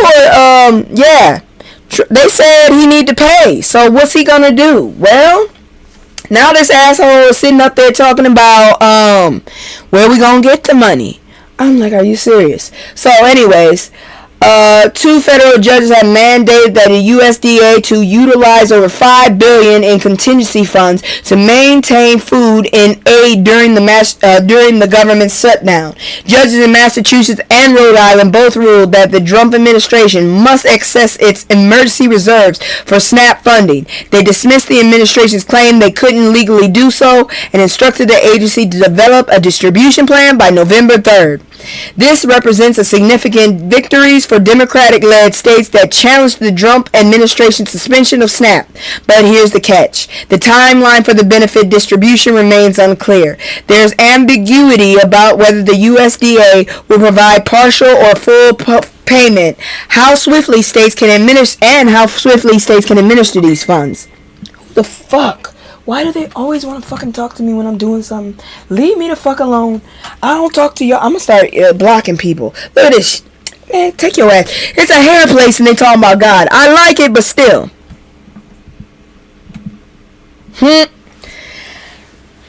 So while the courts are ruling is good news, nearly 42 people, low-income Americans, will continue to experience delays in receiving benefits. State officials indicate processing may take about a week, which means families will struggle in the meantime. Food banks across the nation are preparing for increased demand due to impending delays. In California, officials allocated $80 billion in state funds and mobilized the National Guard to assist with food distribution. The National Guard, y'all. We're deploying military resources to feed hungry Americans because the federal government won't do its job. And these fucking Republicans are still on vacation, aren't they? I bet they are. Anyways, what this situation demonstrates is the importance of judicial oversight and state level action when the federal government fails. The judges saw through the administration's excuses and ordered them to use the available funds. California and other states are stepping up with their own resources, but it shows how close we came to disaster. If those judges hadn't ruled, I don't know why they took so long, personally. If they hadn't ruled when they did, if states weren't prepared with backup plans, millions of Americans would have lost food assistance on November 1st. We're talking about children, elderly people, disabled individuals, veterans, people who rely on SNAP to eat. The fact that we need court orders to force the government to feed hungry people is dystopian. In any functioning society, ensuring citizens have food would be bare minimum of government responsibility. But here we are celebrating court rulings that ordered the administration to do what should have been automatic. Real quick question. You think I should change anything? Should I shorten anything? Real talk. If you're still there, if anybody's still there, let me know, because I would love to change some stuff up. Alright, so I already talked about that one right there. I took the picture. I just took the picture late. I don't know why it's showing now, but that's it for fucking around and finding out. I'm going to go ahead and get back into my regular outfit, and we're going to talk about the rest of the news. We got some history to talk about, and then we got a lot of celebrity shit that's going down. Not too interesting, but you know, some people are curious. So, hey, you stuck with me this long. We're going to go ahead and dig into that too. Give me a second. All right. So, what I'll do now is I'm going to do my little commercial. Then we're going to hit it up on... give me a second here. I got to do something. All right. And then we're going to come back and look at, some other stories. I'm kind of out of it right now. Medication's working. Yay. Anyways, where's my damn thing? I'm hungry too. I have a bad habit because my damn appetite isn't all the way back yet since I had my nervous breakdown. Yeah, so sometimes I have to remind myself to eat more than once a day. It's very hard. I don't know why. It's just me and the fam. It's just me and the fam. It's just me and the fam. It's just me and the fam. Yeah. It's just me and the fam. See my my little Tay-Tay, that's my hype girl, that's my mascot. Little ones go for hours and some hours till we pass out. Stay inside the house, turned up with them racks out. Stay inside the house, turned. All right, we back. Real quick, here comes the educational, and I'll be back after that. Yo, it's too many, hey, it's too many, yo, it's too many, yo, it's too many lies. Look in my eyes, they know I'm the truth. Knocking them down every time I step in the booth. We ain't gotta lie, they know we the vibe, we living in proof. It's young conscious, shoot my life a movie, I live in a spoof. Ain't no sticking around, I'm on the move, I'm checking the dudes. Yeah, it's only us two, so you know we copping that coupe. We on the roof, smoking dope, look at the view. Yeah, we used to chill on the stoop, now we out here breaking the news. It ain't shit you. Alright, what you never knew about soul singer Betty Wright. Here comes some education for you. Let's take a moment to celebrate the life and legacy of Betty Wright, because this woman was an absolute icon. Who doesn't get nearly enough recognition? Born Bessie Regina Norris, give me a second. On December 21st, 1953, in Miami, Betty was the youngest of 7 children. Hold on, give me a second here. Give me a second.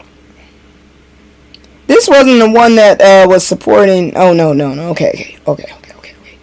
I was just making sure this wasn't the one that was supporting that goddamn idiot. Anyways, born Bessie Regina Norris on December 21st, 1953, in Miami, Betty was the youngest of 7 children. Her home was filled with gospel music, with her mother Rosalie Atkins Wright, teaching the kids gospel songs while playing the guitar. The siblings performed as Echoes of Joy, releasing gospel songs including I'll Keep Toiling On, written by their mother.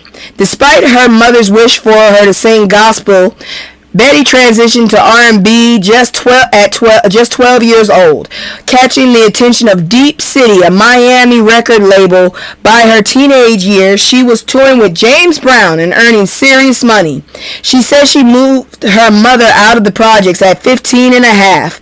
Betty's songs often addressed mature themes beyond her years. Girls can't do what guys do, highlighted gender double standards in dating, a topic that's still relevant today.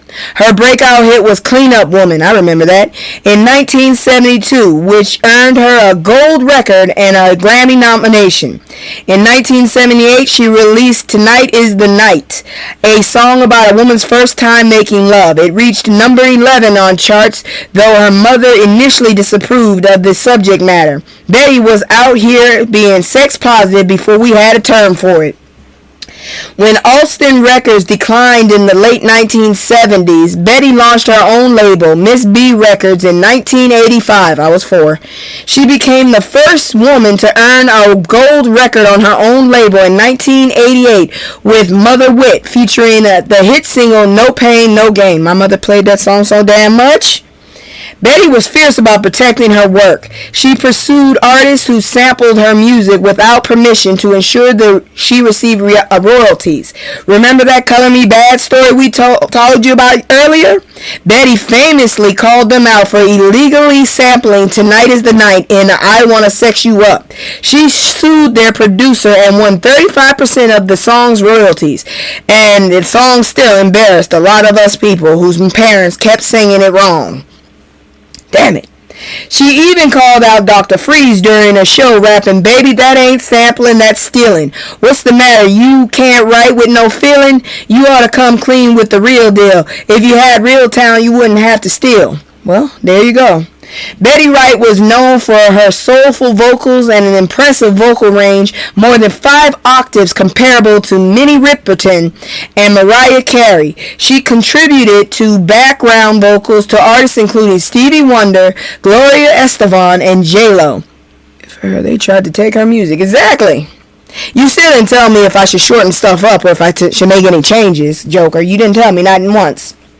Anyways, her music has been heavily sampled by hip-hop and R&B artists.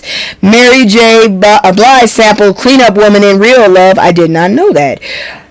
Yet now that I think about it, I realize that. Beyonce sampled Girls Can Do What Guys Do and Upgrade You. The list goes on and on.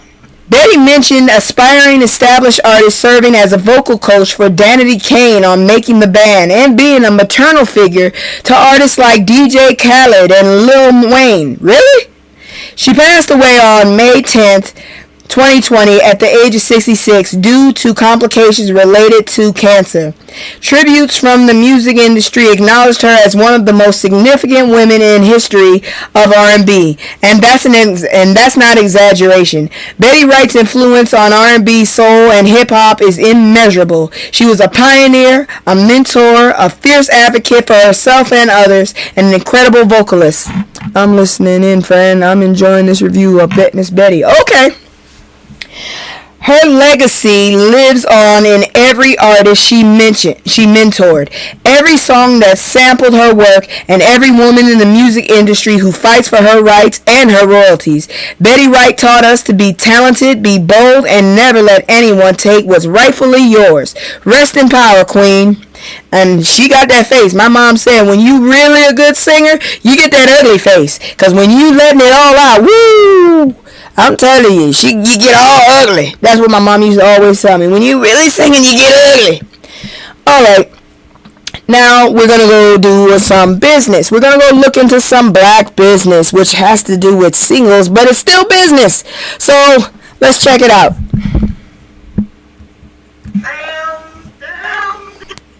Dottie does work inside a black single mixer. I don't know what it is, but we gonna talk about it because it's business and I like to uplift stuff. Let's talk about something positive and hopeful. An organization creating spaces for black singles to connect in real life.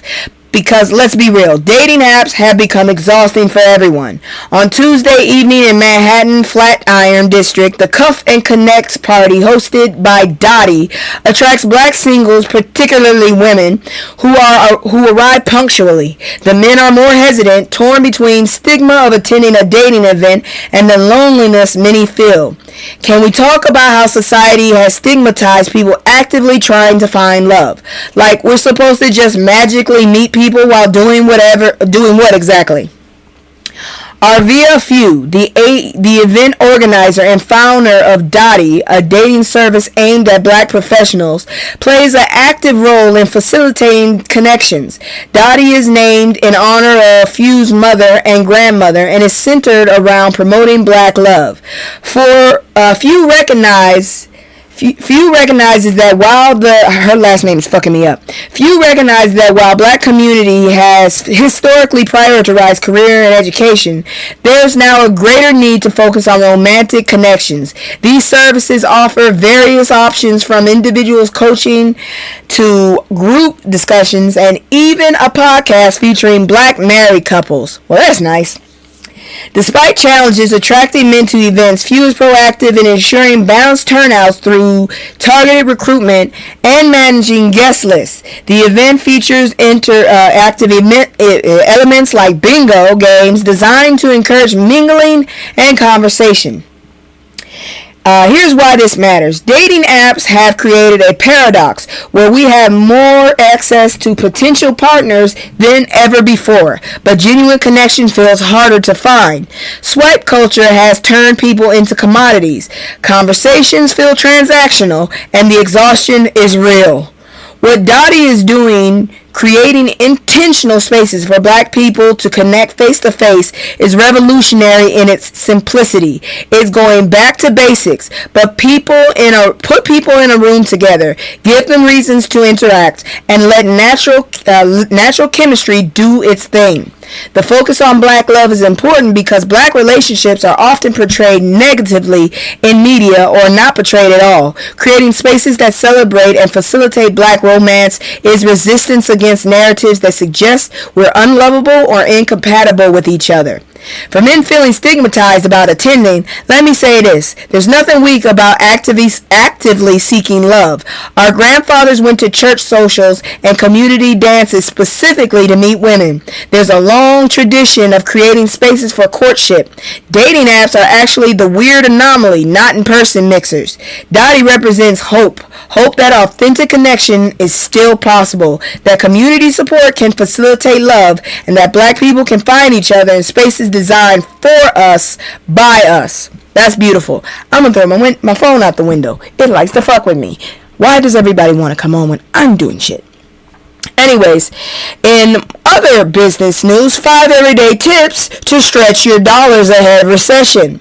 With climbing prices, stretched paychecks, and economic uncertainty, black folks are scrutinizing spending habits and what comfortable living means. The cost of groceries, gas, and clothing is hitting harder than in recent years. And an ongoing government shutdown could push the economy toward full recession. But here's some good news. Saving money doesn't always require drastic changes. Minor adjustment to daily habits can significantly impact your budget. Let me share some practical strategies. Utilize coupons. Coupon apps. Apps like Coupon Cabin offer deals on food, recreation, travel, and beauty. Cancel unnecessary subscriptions. Review bank and credit statements for recurring charges. Wasted spending on subscriptions can range from $200 to $1,000. Cancel any services that you have not used in the last 3 months or downgrade to the free version. Let's see here now. Opt for free fitness alternatives. Average monthly gym memberships cost about $69 with a median of $38. If you're not using it, cancel it. Free alternatives include YouTube workouts or outdoor activities like walking and jogging. Pro tip, team up with a friend for accountability or find local clubs on meetup.com. I think I have to get on there. Anyways, make coffee at home. That's all I do. Or I buy it from a supermarket, and it's a whole big ass thing because I like sweet. But anyways, instead of buying lattes, make coffee at home. I have never really bought a latte before. Okay. Yes, I have. But I wasn't struggling. Anyways.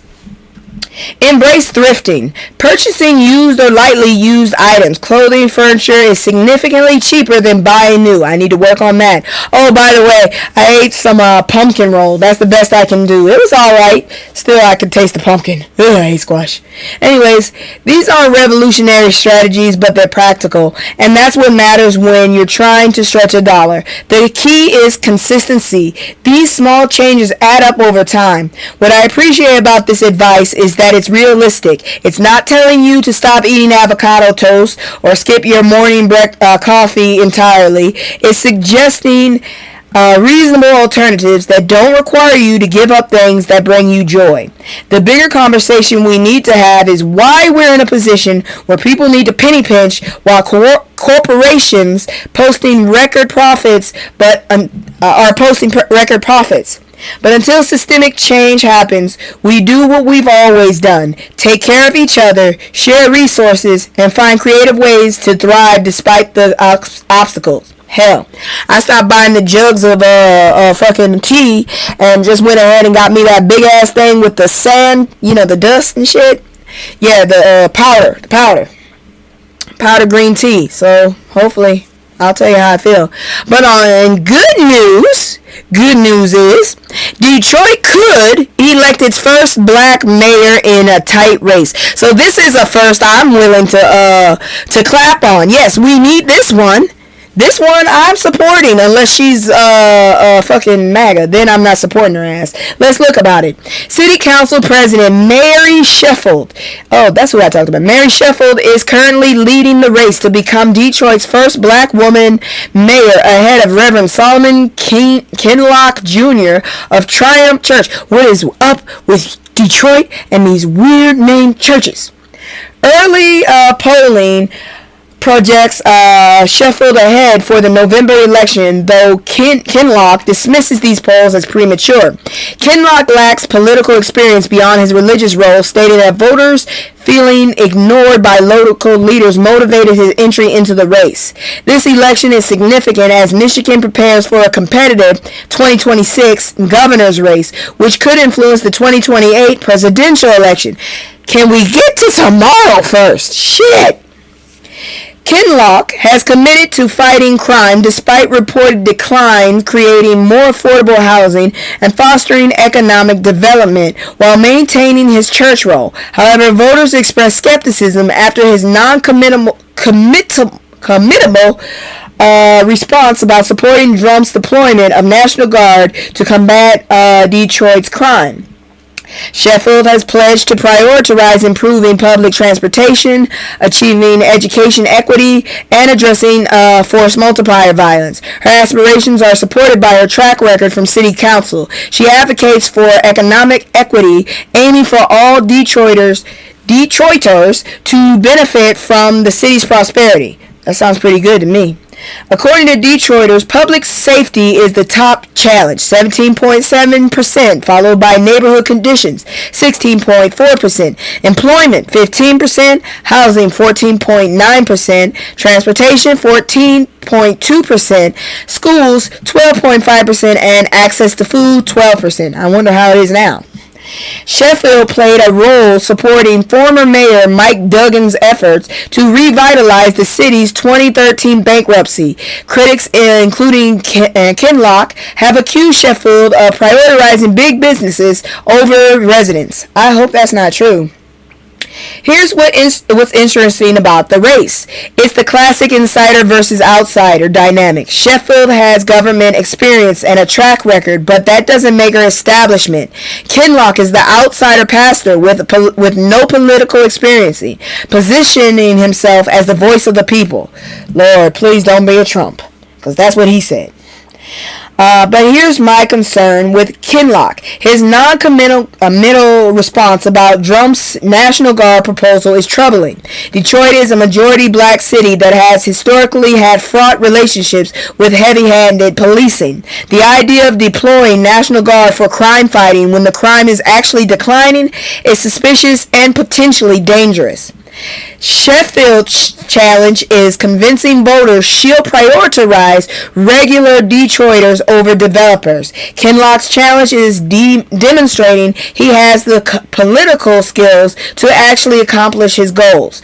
Detroit deserves leadership that understands both the opportunities of revitalization and the need to protect vulnerable residents from being left behind. Whoever wins needs to balance progress with equity. That's all there is to it. Now, I'm going to go ahead, bring this down, because this is not going to be good. We're about to do, you know what we're about to do. We're about to do celebrity shit. So, before we do that, let me go ahead and do my little promos. Give me a damn break, because we got a few stories here, and we're going to get through them as best we can.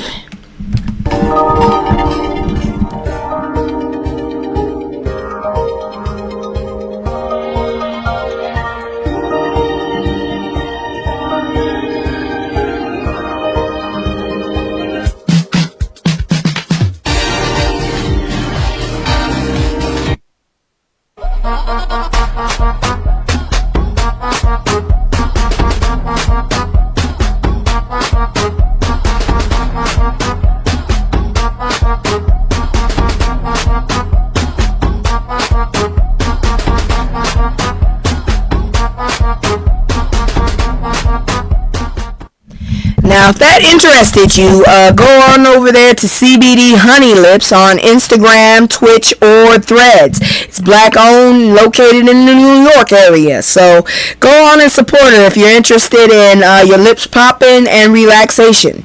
Lord knows I need to be relaxed. Okay, I held it off enough. It's time for celebrity news. These assholes. Ain't nobody got time for that.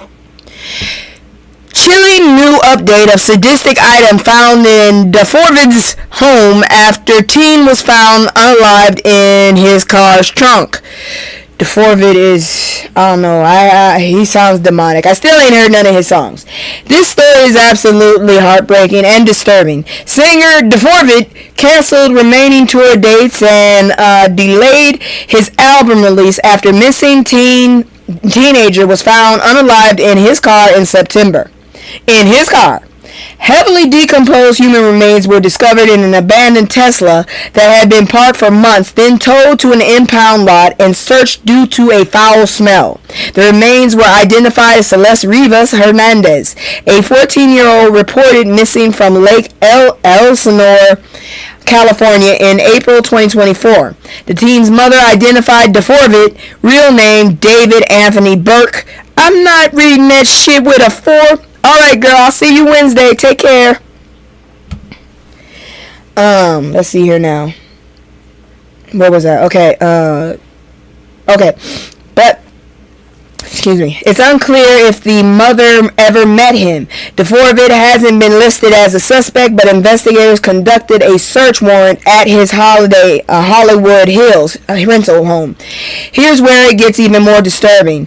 I can't say that name. The owner of the rental home hired private investigator Steve Fisher. Fisher told the Daily Mail he found multiple items that could all be used together to get rid of a person. These items were described as things you'd never need in a Hollywood Hills home, but more likely find on a farm. Oh, dear Lord. Fisher claimed the strange items had no clear domestic purpose, including one item still in its original shipping package, suggesting recent delivery. He described the found items as sadistic and scary. Prescription pain medication bottles and drug paraphernalia were also reportedly recovered. DeForvit's representative stated he's been fully cooperative with the investigation, but questions remain. How did a 14-year-old girl end up in his car? What was the nature of their relationship, and why there were suspicious items in his home? The case is ongoing, and we need to be careful about jumping to conclusions. But the circumstances are deeply troubling. A child is unalived. Her body was decomposing in a car for months. Someone is responsible, and that person needs to be held accountable. If DeForvit is involved, justice demands consequences. If he's not involved, then who is, and why was this child in his vehicle? Every detail that emerges makes this case more disturbing. Our hearts go out to Celeste Rivas Hernandez family, who are living every parent's worst nightmare. They deserve answers, and this child deserves justice. Good Lord. On a possibly happier note, I don't know. Let's end on something beautiful, though, because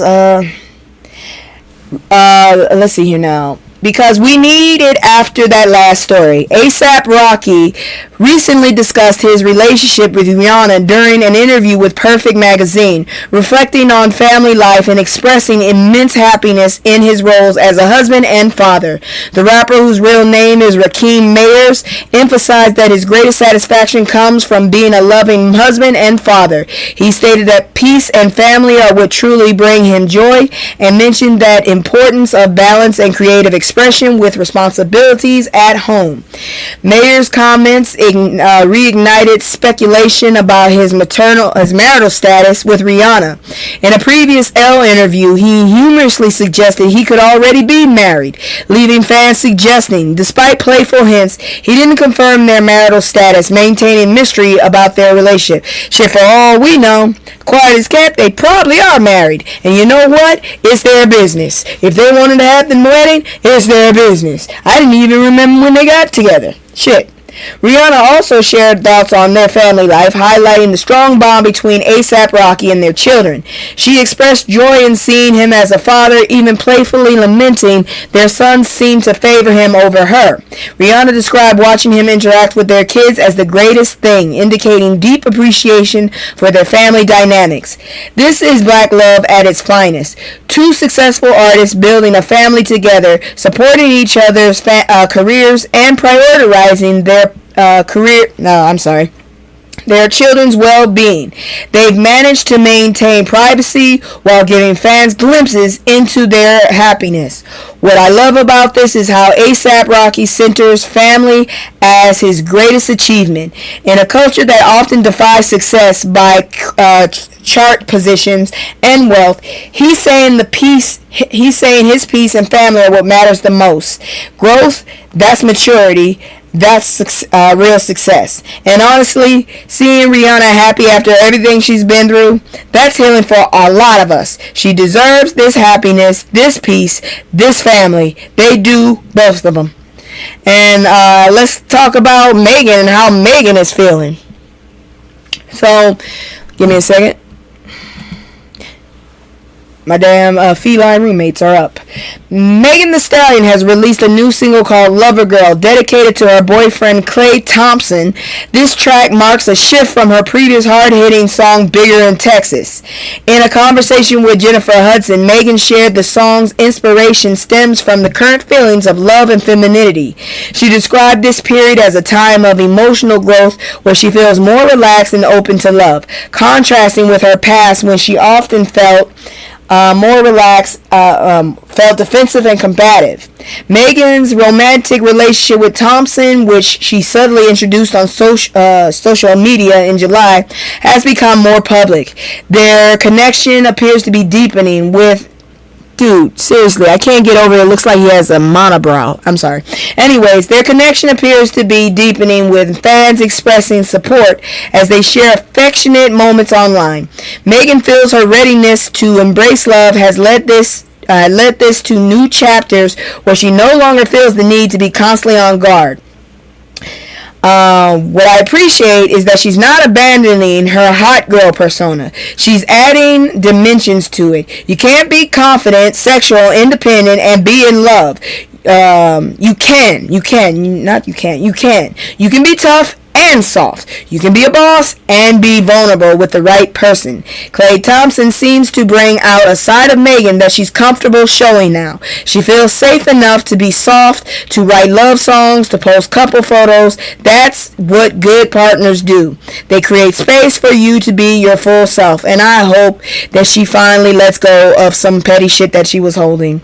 The home purchase is significant. That's commitment. That's building a future together. After everything Megan's been through, she deserves stability, happiness, and a partner who treats her with kindness. And she really needs to let go of certain things, because, you know, she's got some side-eye moments. I ain't even gonna lie. The woman's got some side-eye moments.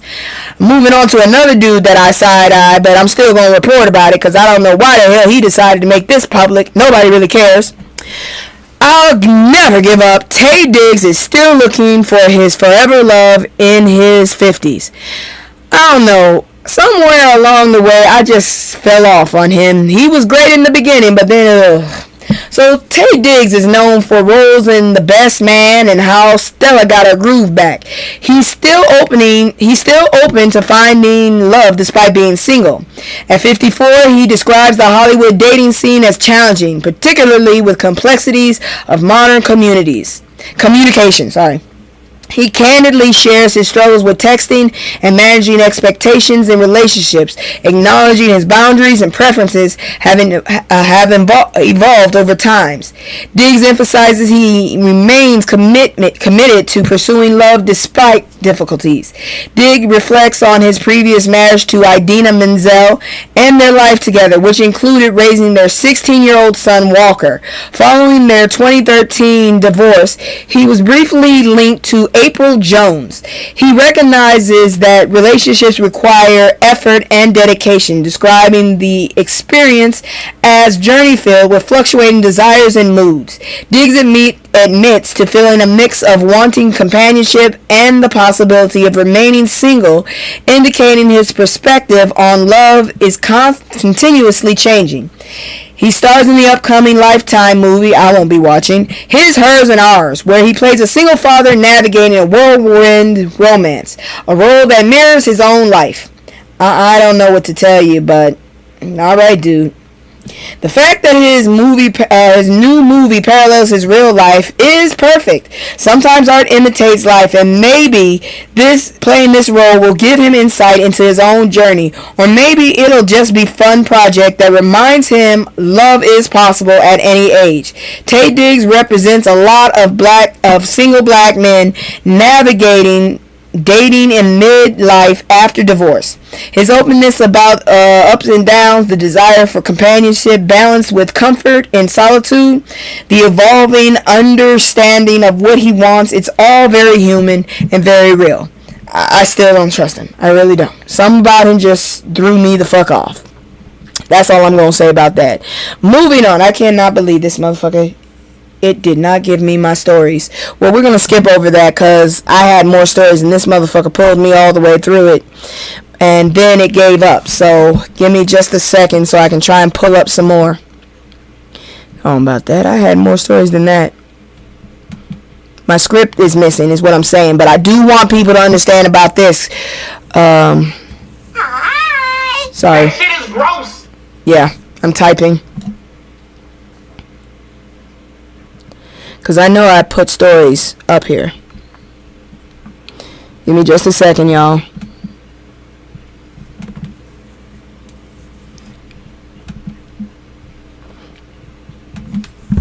Give me just a second. You stupid. Alright. Here we go. Because this motherfucker right here forgot some shit. I hate when that happens. I did all of this and this motherfucker gave me the wrong damn stories. That's ridiculous. Alright. So what I'm going to do now is I'm actually going to go ahead and take a moment. I'm going to go ahead and take a moment and show my commercial while my script gets put up here, because I'm really pissed off now that it's fucking missing. I'm like, what the fuck, you know? Anyways, let's see if I can get it. And while I'm doing that, I'm going to go ahead and put my little commercial on, and I'll be right back. I'm so mad about this. Where the hell is the rest of the damn story, dude?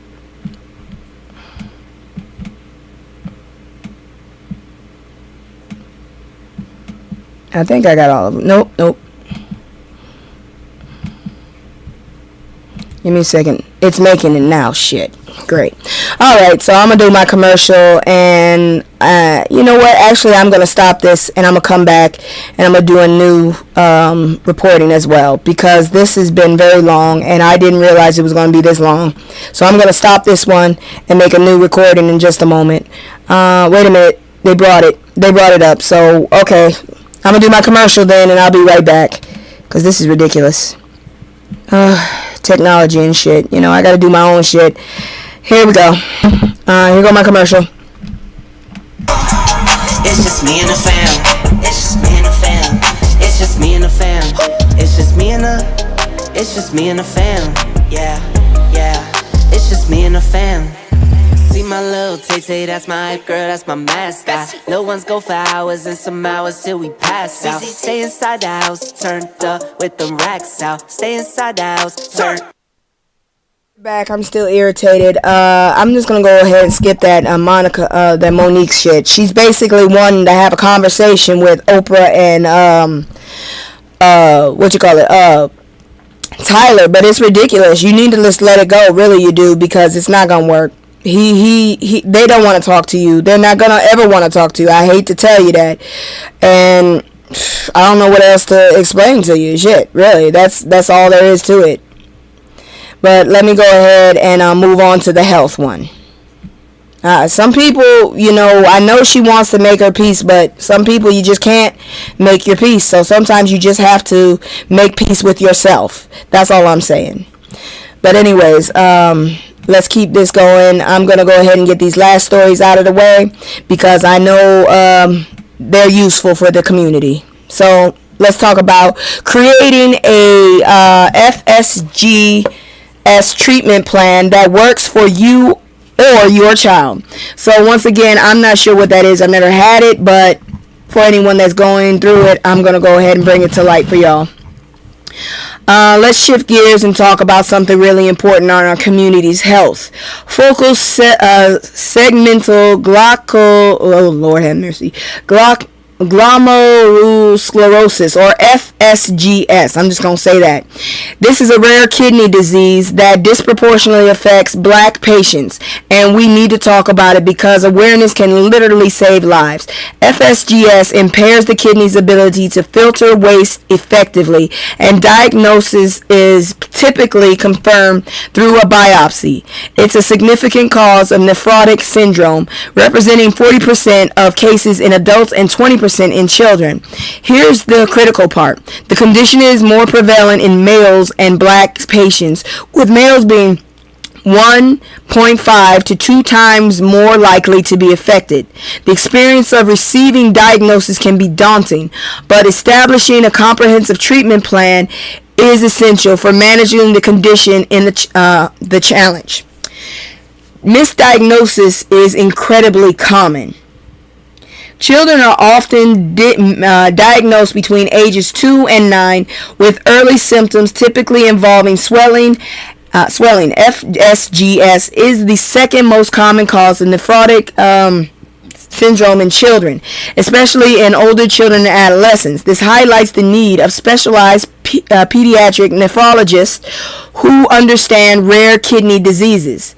Effective treatment of FSG in children requires a collaborative approach involving various healthcare professionals, pediatric nephrologists, dietitians, social workers. Unlike adults who may navigate treatment independently, children care must involve family support. Involving children in their own treatment plans fosters understanding and trust. Parents need to actively actively participate in discussion with healthcare providers. Parents need to actively, ensuring treatment is tailored to their child's unique needs and circumstances. Adherence to treatment improves when patients feel their plans are personalized and relevant to their lives. This emphasizes the importance of communication and partnership between patients and doctors. But the partnership requires doctors who listen and who take Black patients' symptoms seriously and who don't dismiss concerns as exaggeration or drug-seeking behavior. FSGS is serious, but it's manageable with proper treatment. The key is early diagnosis and consistent care, but we can't get either of those things if we don't know what to look for and if we don't demand quality care we deserve. Basically, you have to make sure that everything is based on your needs and your circumstances to improve their lives.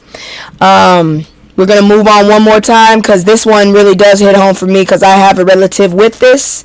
So, how underdiagnosed COPD and missed pneumonia care put Black communities at a greater risk, and what must change. So, what breathing gets harder?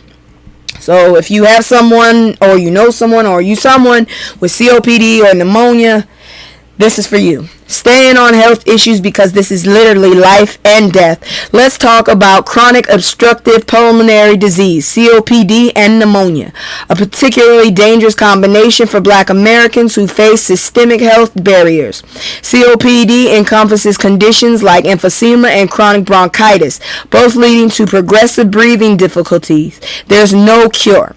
The CDC reported that COPD was the 5th leading cause of death in the U.S. in 2023, claiming over 141,000 lives. But here's the alarming part.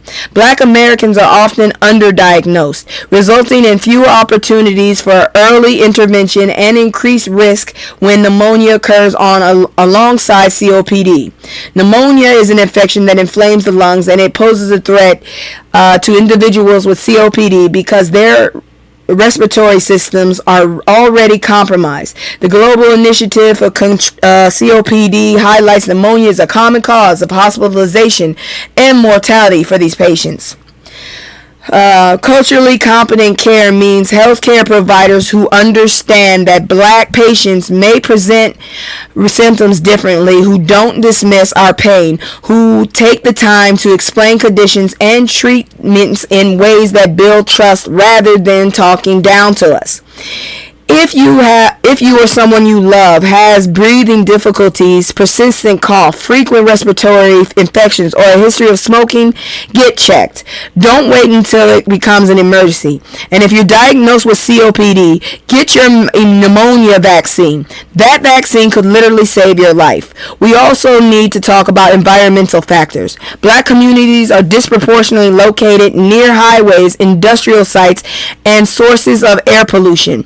We're breathing toxic air, and it's destroying our lungs. That's environmental racism, and it's contributing to higher rates of respiratory. Advocacy matters. Push for better air quality in your community. Demand access to specialists. Insist on proper diagnostic testing.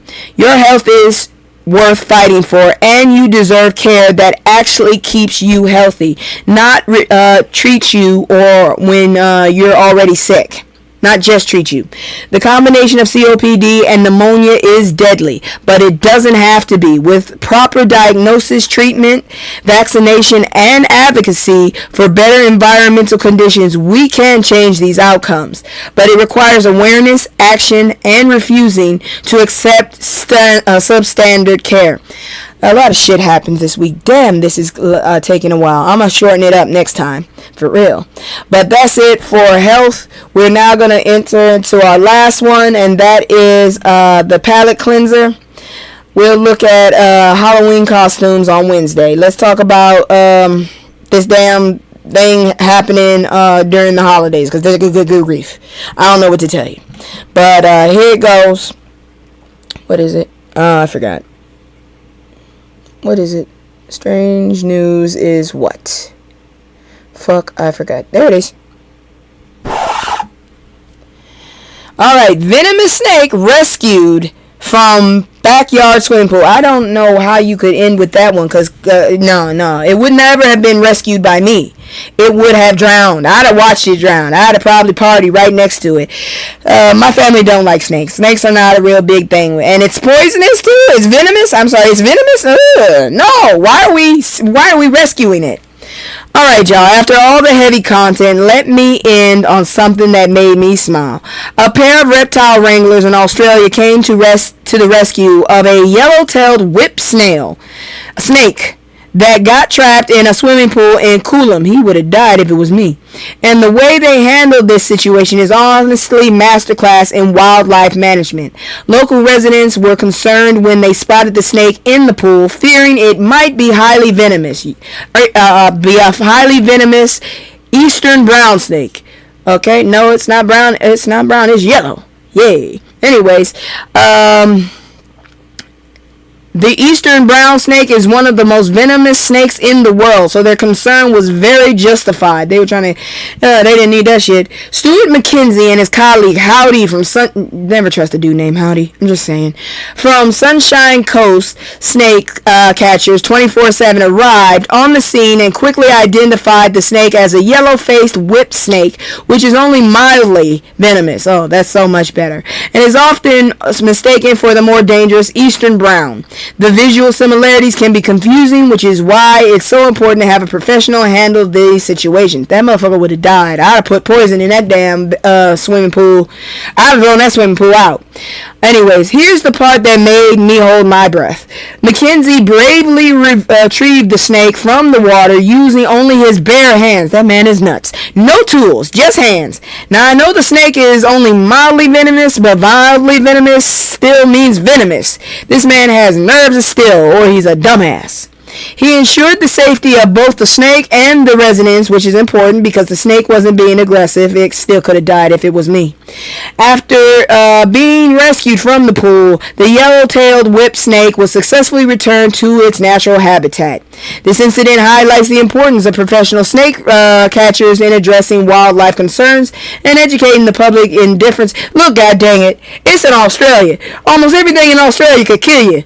I don't know what the hell to tell you. That's one place I do not want to visit. I'm sorry, no offense. Very nice people. I've met a few, but I ain't going. Fuck that shit. All this shit. I did not know koalas were so damn trifling.